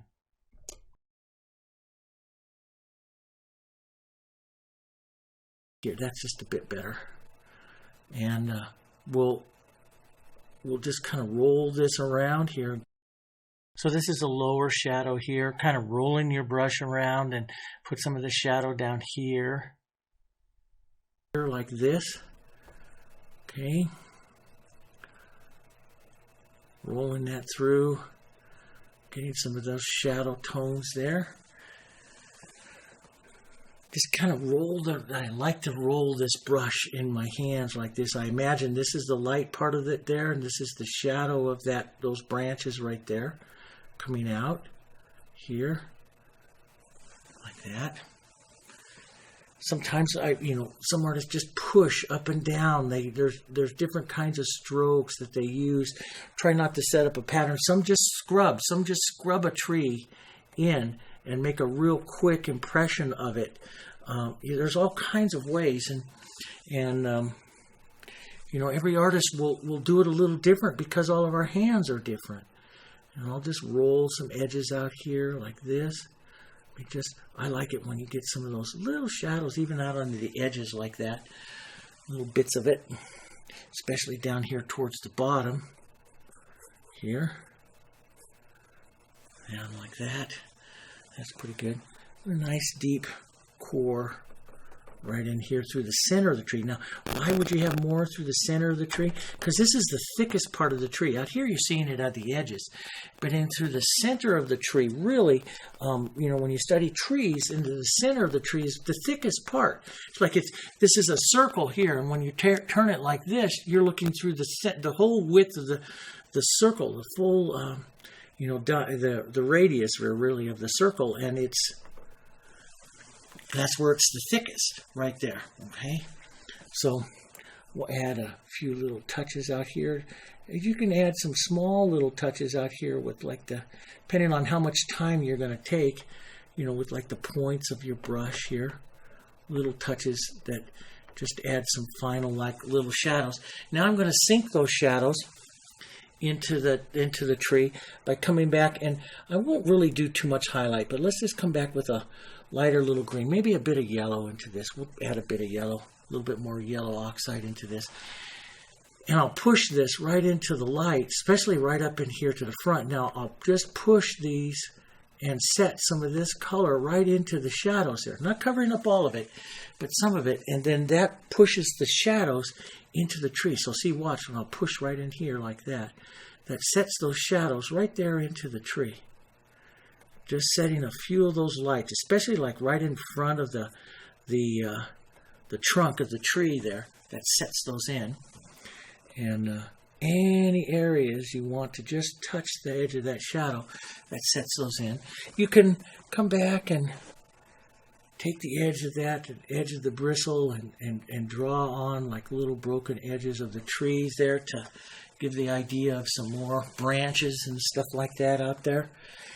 And of course, you know, how much you do is kind of up to you right now. You know, this is a quick little study, so you're not gonna do too much here. Let's just quickly take some of that darker color, not super dark, just a little bit dark here. Come right about into this area where we had that other tree. Now, the goal is to set you can start with a shadow like this, or you can start with some light. I'm just going to set up a little bit of a shadow here, which I know is going to go to the left here, or excuse me, to the right, because the light is coming from the left. And then I'll take a bit of my lighter color here, not quite as light, and we got to go a little bit more atmospheric. So I'm going to put a little bit of blues and stuff into this, and maybe gray it just a bit with a bit of touch of burnt sienna here.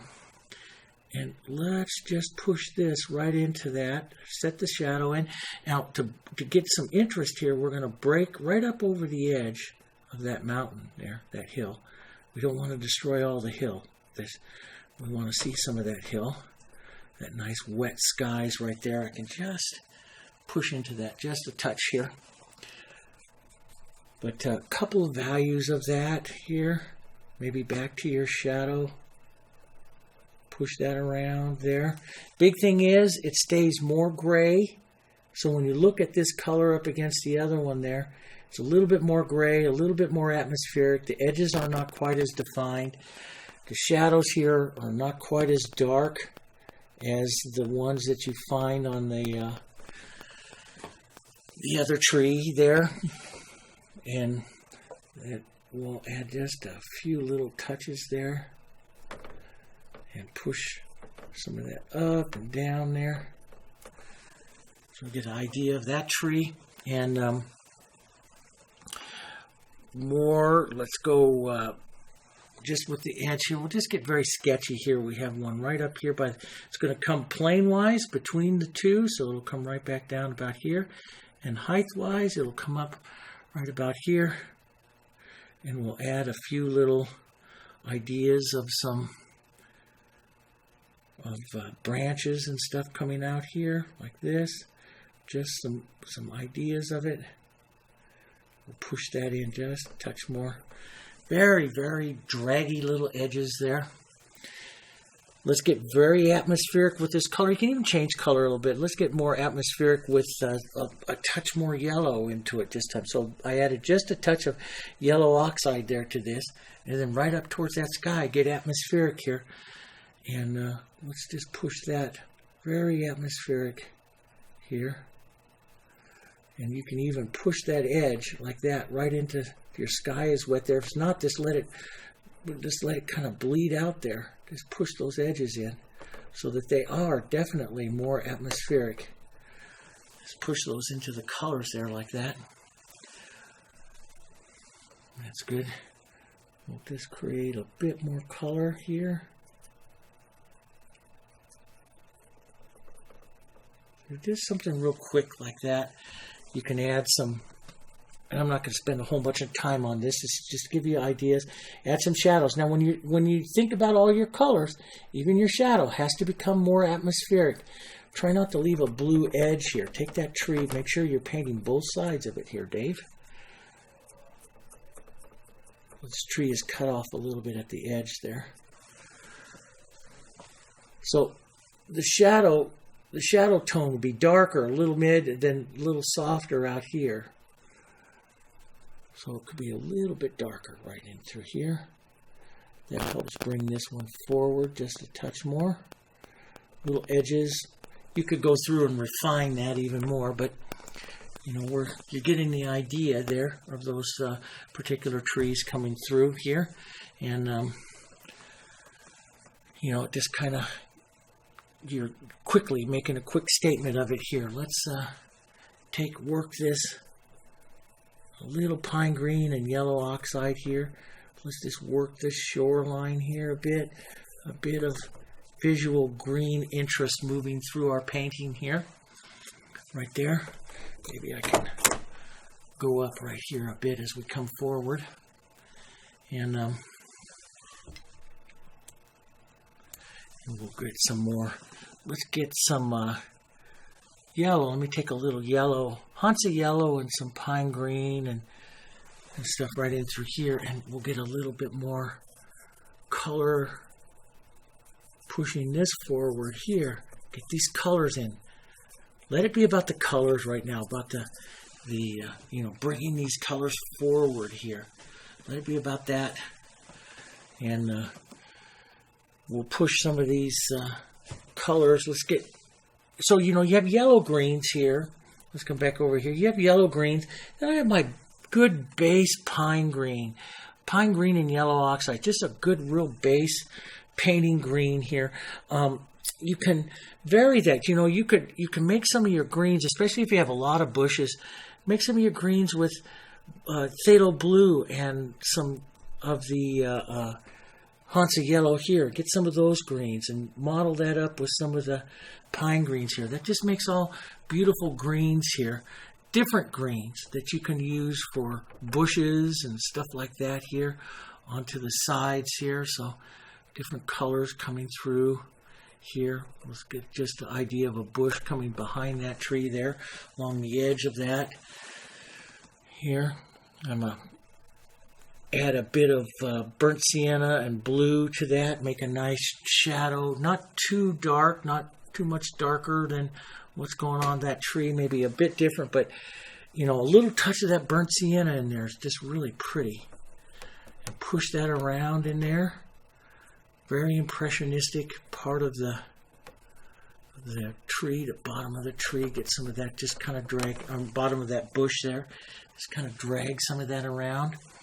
Work some of the edges of this shoreline here with some of those greens here. And he does it very quick. This whole area here, which is really kind of forward in the painting, he does really quick, which is one of the indications to me that this is more of a compositional study than a refined painting, because he's usually more refined than this, which is good because that's what we're doing anyway. Let's take a little burnt sienna and a little yellow oxide and push some of that through. Maybe even a bit more yellow oxide here into the brush and push some of that through so that green changes again. That's the whole ticket right there. Let's change up some of the colors there. And change up some of your colors. Work this through. Change those colors up. Work that through. Get some different greens going there with some of these, and get some of this just dragging through like this. It'll look like grasses and stuff real quick with the bristles. And of course, there's a lot of artists that will paint with a large number of bristles, and we'll talk more about that. But changing up those bristles and stuff all the time, because each bristle is going to give you a little bit different look. Well, we're just doing a quick study here because we're going to spend more time on the other painting. And when we go to the other painting, we'll talk about some of that. I'm going to restate some, and lots of color. I'm just going to restate some of my yellows right over that like that. See, just building that color right in there. And so you start to see quite a bit of a color jump here as I'm building more color, just a pure color jump between what's happening here in the front and what is happening into the back of the painting there. There we'll take a little bit of that. So this is right in here. It might be a big jump for the atmospherics, and you can see, like even in his, and look up close at the photo, he'll come back and he'll take an extra little stroke of that color here just to bring this front part of that painting just a touch farther forward with a little stroke of that color like that. Not too, but leave that lighter back there so that he preserves his atmospherics. There, you don't want to take too much of that away, but you'll leave a bit of that there. And he's a real good one because he's an optical painter, you know, with the Impressionism, and so he's real good for just kind of pushing a dark line sometimes, almost like we would use a liner work to break something apart, pushing a dark line and helping separate some things. So the front part of this one here and that gets just a little bit, but you need just a touch of a color here, difference between these two, as this is going to head more atmospheric. And sometimes I'll break that up with the edge of my brush like that, just to, the handle of my brush to break some of that. But you get a lot of that. Now, one of the things as you really start to look, now that we're looking down into here and we're working with a lot of greens, I want you to blow that photo up. Matter of fact, let me do that for you right here. Let me do that on here on the desktop. Here. I want you to blow this photo up right in here. And see the blue? See the sky color that comes in here? See all the other colors? Look at the purples. Look at the colors and the greens that he took back up in through here. And you do that towards the end of the painting as this is starting to tack up. You can start working some of these other colors. But look at it. It's just a real quick stroke of those colors that are going to come in there. And it's magnificent. It really is. It's really wonderful. So I'd want to come in, take some of my sky blue color here that I use, put that onto my bristle, and it's a harmony thing more than anything else. It takes that harmony of that sky right down in there, and it's a good atmospherics, and it's a good color movement through. You just put some of that blue right there, right through. You know, and now's a good time to do it here. And this starts to tack up a bit. My blue won't mix in quite as much as it did before. We can put just a whisper of that atmospheric wise there. You know, and you know, he'll take some of these greens from these trees and stuff that you're using and push that right into the hills here. And see, now that these hills have tacked up a bit, I can lay these colors on really nice there, and they can you know, they can get a lot more interest to it, you know. So it's really a great little tool. You can come in and, you know, add some more. That's up to you. Add some more work and stuff into here. You know, it depends on how much you're going to do. Add some more greens, burnt sienna greens in here to make more like a tree line right in here. Add some of those purple colors again, which is your blue and your violet colors. You know, restate some of those darks right underneath there to pop those forward a bit and drag those on. You know, and you know, just I like to drag around one of the colors I love to drag around in a painting is burnt sienna, and he does too. He drags that through, and we'll push some of that into the hills here, just because it's a color that we use up into the front, and pushing it around up into these is a good idea. You'll just push some of those interest areas there. That works so nice. Let's take some of that burnt sienna and redefine that shoreline right here. Sketch through. This is really, when the paint starts to tack up, this is where the bristle really works the best. If the paint is really wet, the bristle really digs. When the paint starts to get tacky and thick, the bristle really works nice because it pushes around the thicker paint easier. And yeah, it's really great for working those colors and for those tones there. It's really great at that. Let's so you see that. So we can break up and we can do some more fun things. You know, push a few more strokes of yellow right here along this edge here. I mean, you can really get kind of crazy here and you know, bringing some of those tones and stuff forward here. Just a bit more of the nice transition here. We'll get just a bit of the greens right into that. Let it hit some of those blues. That looks kind of pretty. So you got a nice light area here coming right down here, setting up that way. It looks great, you know, working that way. Let's continue on down. You know, I don't want to, I'm just going to vary up my greens. The pine green, basing off of pine green. Trying some different yellows here. Let's go back up over to our palette here, okay? And just vary some of these greens here that you have. So you, and that's all I want you to do is model through. Use the brush, use a little bristle like this flat, and then just kind of model through here, okay? And thick paint. And all you're going to do is come in here and just kind of imagine little bushes and stuff here. And remember, you've got 20 minutes left in the painting. You've got to really move. That's what you do. You move here, and push some green, some thick paint into here like this. You know, you might just push and roll. Gives you some different kind of shapes to your bushes. Let's come across the way here and add some. Not too much, because this is a shadow side. We'll go up above the bank there and out into our water there just a touch. Let's push along the edge of our water here and take some of these higher into the water so that we destroy the edge of that water just a bit, so you know it'll make it look more natural there. As we come down here, and we'll push some up and down here like this. Push some of that in and out like that. Okay.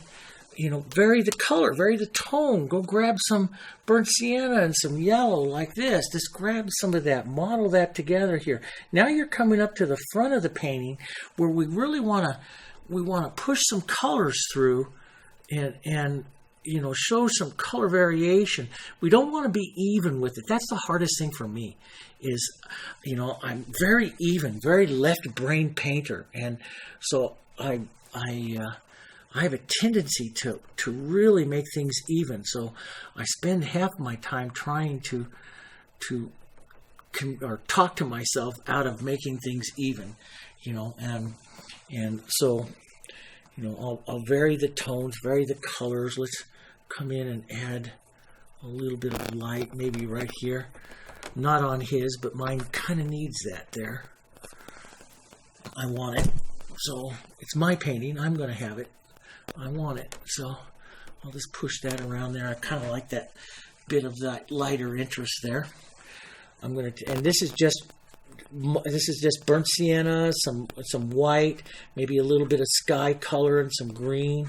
I'm just, let me show you on the palette. I'm just modeling all of that up together here. Just pushing it all in together here. Just creating more tones.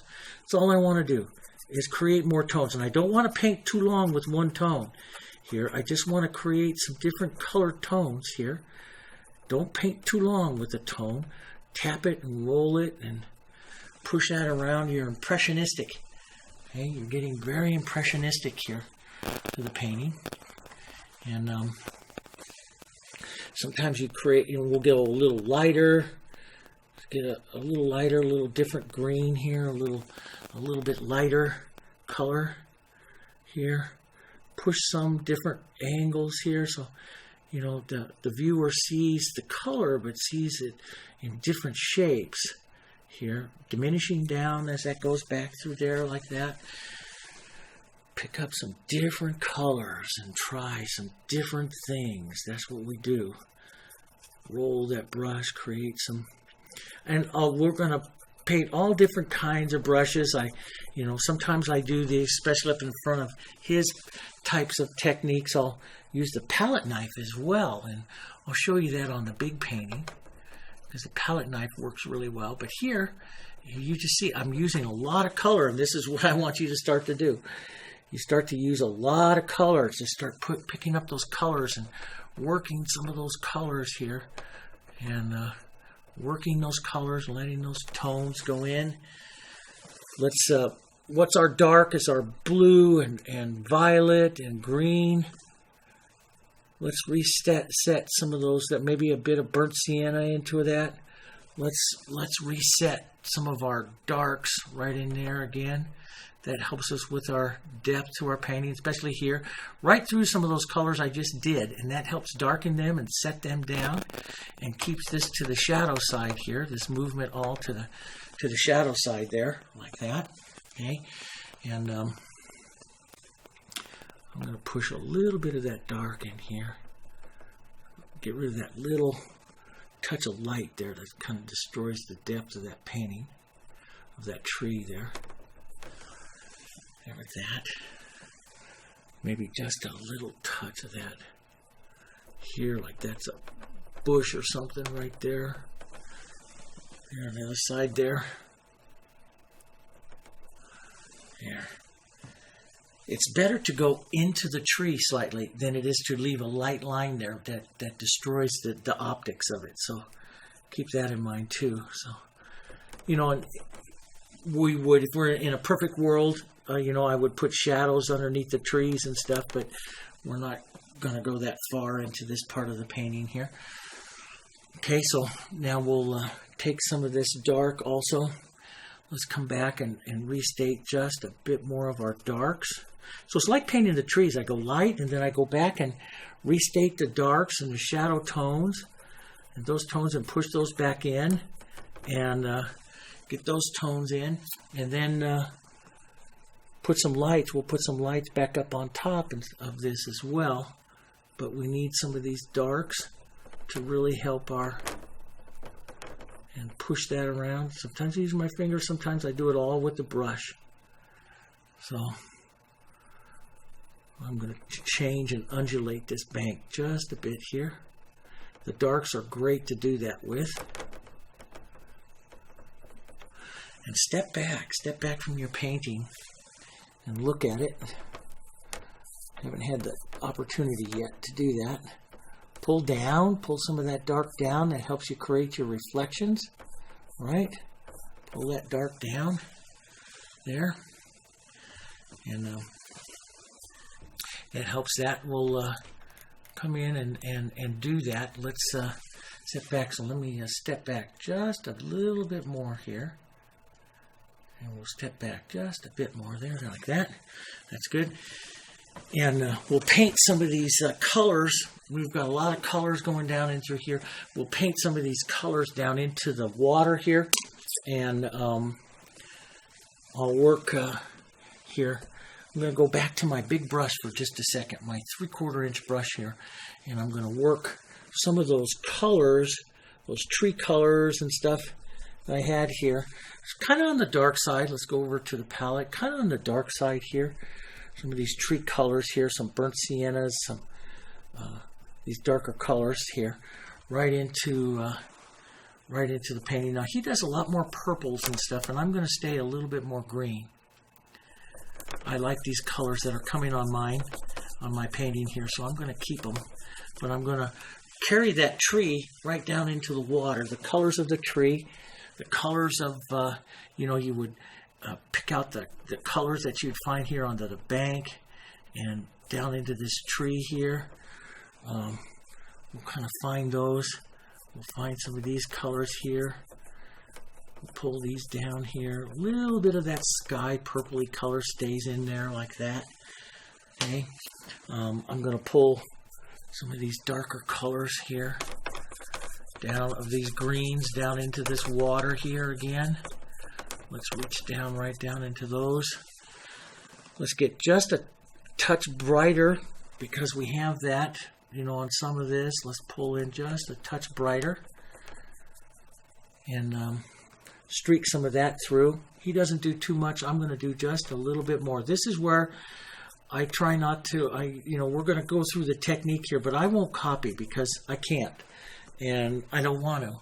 I want to paint my painting now. Now it's becoming my painting, and I want to paint it, and I want it to be mine. So I use his for advice as to where some things might go, but I'm gonna adjust the colors to what I want it to be, what I want this painting to be, Use this edge right here of the brush to make like a little edge to that bank. That's kind of pretty there. And I like to do that, just push with the big brush like this. Sometimes I use a bristle, sometimes I use this, the corner of a big brush. And this is one of the great things that why you never get rid of your old brushes after they get frayed out, because even these make just beautiful little bushes and marks and stuff for bushes. And quickly too, which is what we need. But they're just nice. So even as your fusions get old, never get rid of them, because there's always something you can paint with them. And they're just the corners of the big brush like this, just magnificent for doing some of these little edges of bushes and stuff like that coming forward and stuff. Here, a little bit more. Here, just a little bit higher right up there. That's nice. It helps bring it in front of this other water here. And of course, you might even get it a little thicker.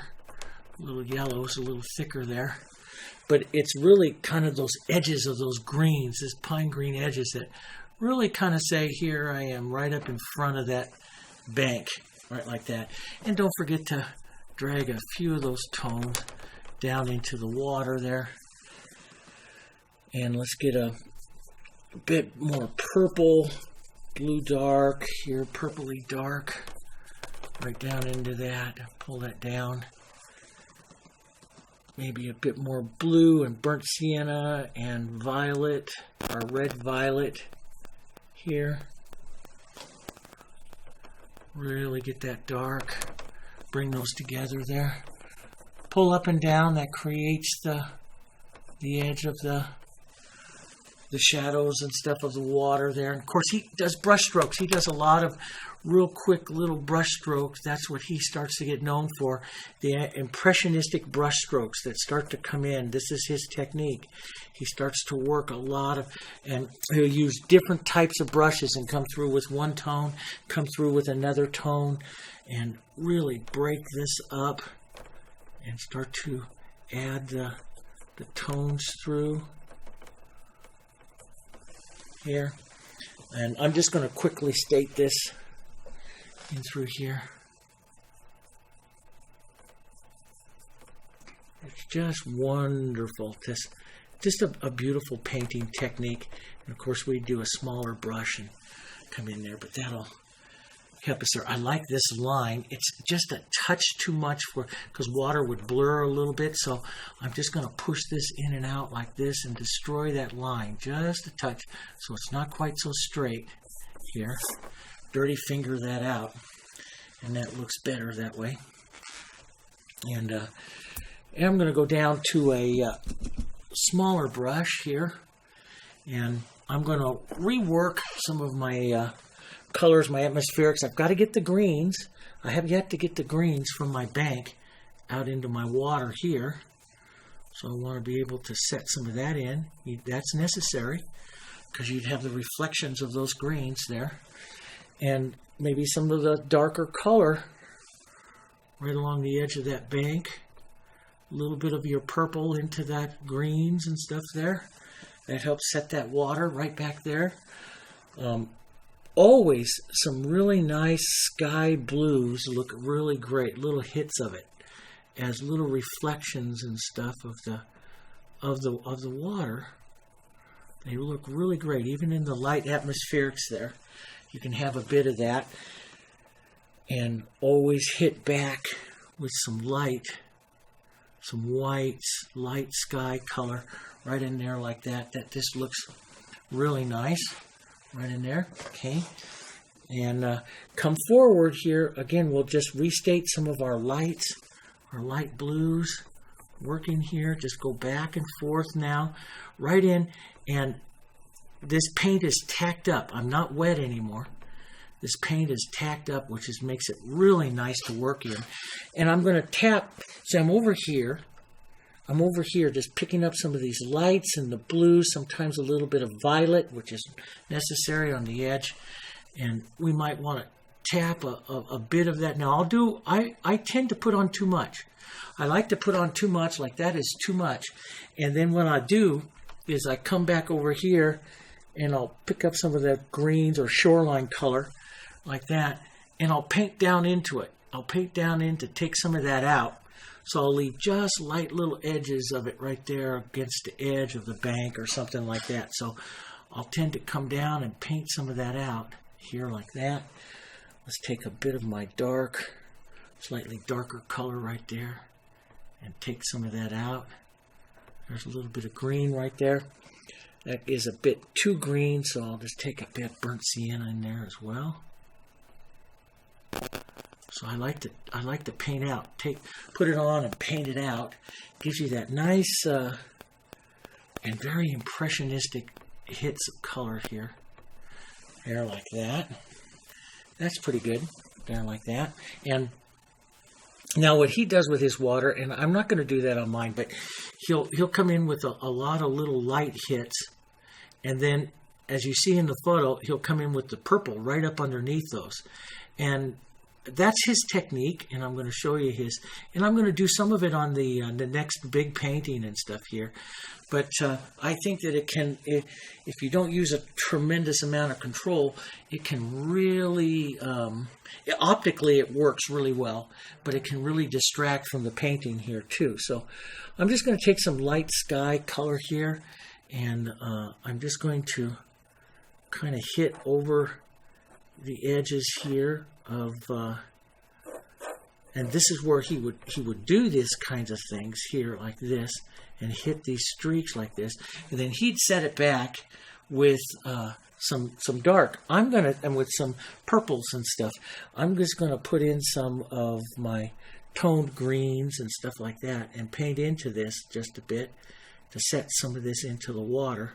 This little movement like that. Just lightly paint in. He would leave a stroke of violet or something right there.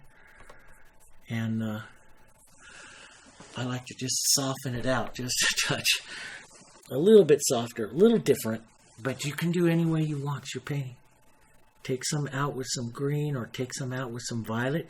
Try the violet. I did his violets for a long time. And then I started to take out more with some of the tree color or some of the other colors that you'd see there. And I would physically come in and restate some darks back up into there. This gave more interest to my water. And you got to remember your optics here, because you can't look at this up close. You can't, and I don't want you can't come in here and say, and look at this. You want to step back about 5-6 feet and look at this and see what it does to your painting here. Okay, but as we go over, let me go back up over. I want you to see one more time, just on his, just how broken up this whole area is. And that is just nothing but just lots of little strokes. And you can see the violets and purple colors that are set on top of the lights, the skies, and then darks. Here's some of your dark greens and stuff. It's very optical. It's very, his painting is very impressionistic, and he does little wiggles and little things like that, and very optics, a lot of optics to it. I like mine to be just a little bit different here. I'm going to be just a little different on mine here. I'm going to leave it a little softer here on mine. I will probably bring down some of this nice light sky cloud color right down here now. So I'm going to go back to my big brush here, and I'm going to look to bring in, since we're at our 2 hours, we're supposed to be done with our quick scape here. I'm going to look to my light sky back up here, and which I'll go over to my palette here. Let's come over to the palette shot here. There we go. And we'll go back up to some of those yellows and blues here, right up to those cloud colors that I had there. Let's go back up. Let's push some of those clouds right up in here into my purples and stuff that I had. We'll push the idea of some of those clouds coming through. This is the part of the sky that's seeing that. Then into some of these purples and colors here. And this is where water really gets pretty. You just kind of push it around. Of course, he uses strokes, and you can see even in his strokes. Remember, if you're looking at this and you're looking at that photo of his, he uses these strokes, and they're not even blended. So I don't even know why they, would even say, oh, you got to use oils or something like that, because he doesn't even blend any of his strokes. None of the stuff he does is blended. I think, of course, during his time, there wasn't acrylic, so they used what there was. So, but his technique can be done so easy in acrylic here, as you can see. I'm just going to push these light clouds into here. You don't go, I'm just adding a little more yellow and white. You don't go as light as you have them up into the clouds. But the viewer will see. Now see, if I do this, you don't have to do a perfect replication of the cloud. If I just do this, the viewer will see the clouds in the sky here. See, they'll see the idea of the clouds in the sky repeating from up there at the top. I don't have to do exactly the same shapes and stuff of the clouds. I just have to pour some of this in here like this. That's good. And maybe take some light blue. Let's just take a little light blue. Now he uses the sky color, and he'll do just a lot of little strokes afterwards. But I just take some of the light blue and come back in and bring this kind of together. And he will put stroke after stroke after stroke. And I'm just going to kind of bring it all together here like this, because this is how I like to do it. But you see how he did it. He just does lots and lots and lots of strokes. And I did on several paintings. And I will do it a little bit more on the big painting. I will do some of his technique onto the big paintings, because that's where our goal is. We're supposed to be doing his technique. But here you can see, you can get really nice optics this way. Take some of that nice light blue. Let's just pull down a bit here and create a bit of movement into the water here. Just pull it across like that a bit. Right like that. Just pull down slightly. Just pull it in like that and pull down. Create the blurry lines of the optics there. Those coming through. And he does it on his, but then covers it with all those little strokes. So, and we'll just push that water coming through like that. It's a nice little, quick little scape here. Nice little landscape. And you got this lovely optics. We covered up a lot of it, but you can get a little bit more going on up there if you want. You can add some more, or look back up here. Do you have to push some of it back or whatever? As you get up to the front up here, this is where it depends on how much time you have. And remember, the goal of these kinds of things is to paint fast or quick. Paint fast, and you can take some of your greens now and come in here with like the edge of your little bristle, just like this, and roll that around here and create some of the light edges to the. And we'll in the full painting, when we do the full painting, we'll spend more time on this and show you. But just practice in here right now. Just great, since we got it right here. This is a little practice painting. Some of you may want to finish it all up till it's really nice. But I kind of look at these as quick practice paintings. The same thing that the artists of old did, and you just kind of quickly set it all in there, and you don't develop the painting for a full here, because this is just your testing colors and setting colors and testing things. And I love to use the little parts of the bristle and just tap and roll to get different kinds of things here going on. And we'll put some of those in, some yellows and some whites here, maybe some little yellow flowers, little.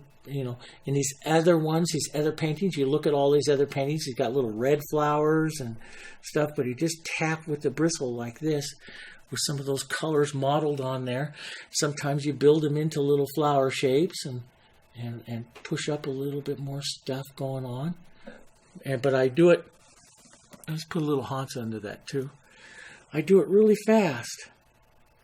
You don't play with it. You just you're moving and moving and moving, and that's part of the impressionism of it.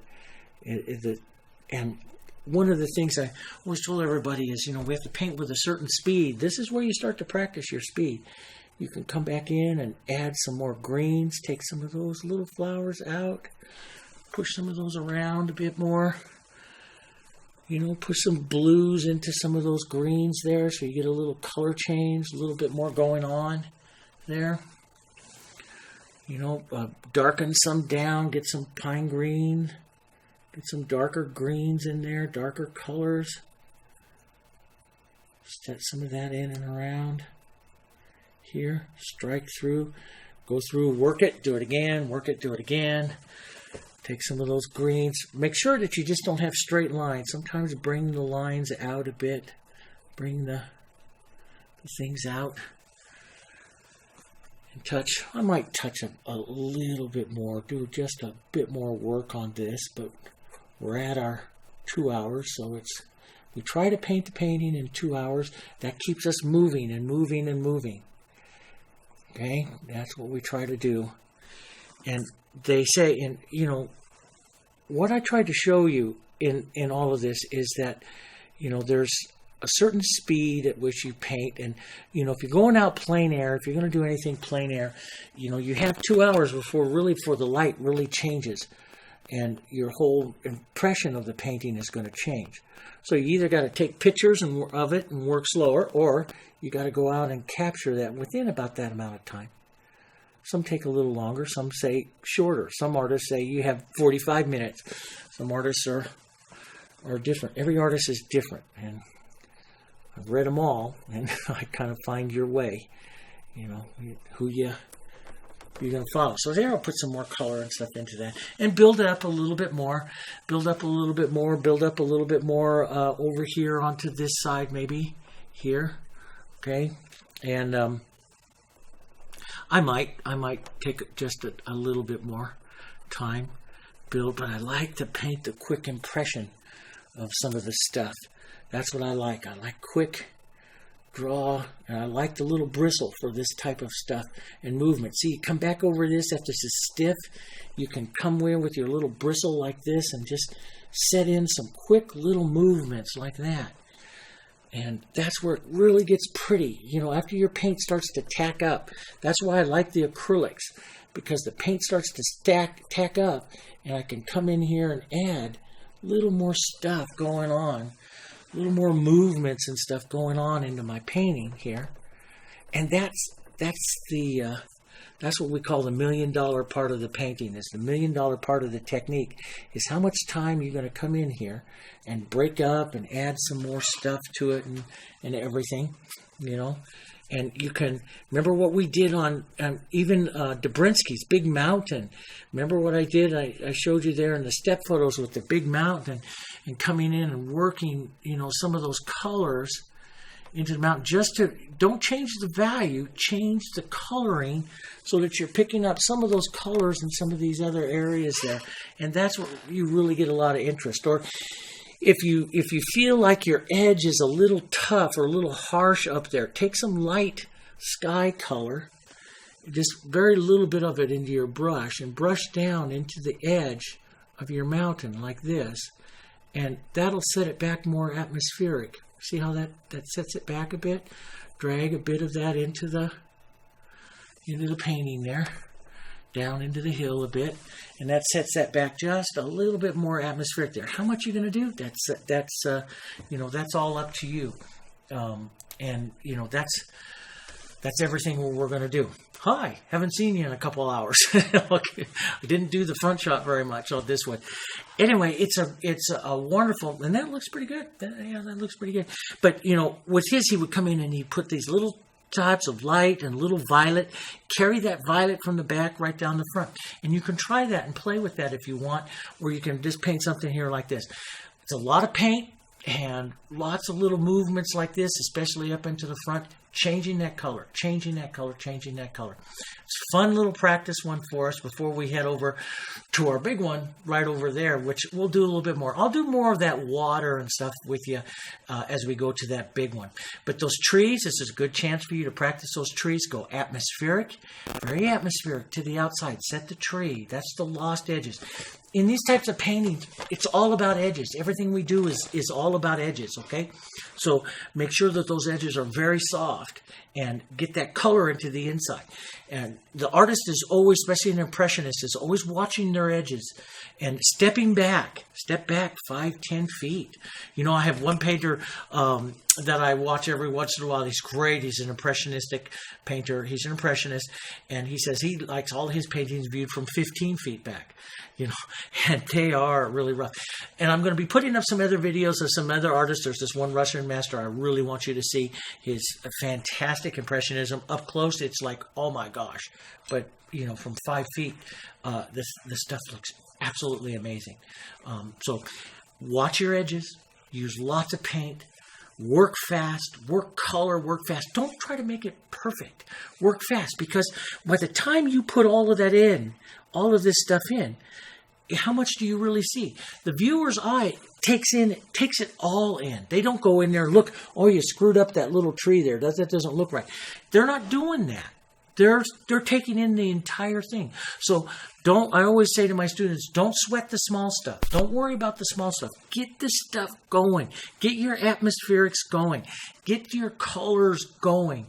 And you know, get those colors correct. Get those atmospherics correct. And then you'll have a nice painting. Okay? So, with that, you guys can give this a try. Then I'll post up the first starting of it. Then the next few days, I'll post up the starting of the larger one with some of this technique. All right? Have a good time. Get your other ones up and look to the other full-size pattern and stuff. This is a good one for you to sketch. Pretty easy. And then have a good time with it. And as always, if you have questions, don't forget to drop a line. And if you have ideas that will make the class even better, drop us a line and we'll try to do that. And look for that live class where we're going to paint one of these things all together at a nice slow pace. Okay? I'll see you guys on the next video. You take care. Bye-bye.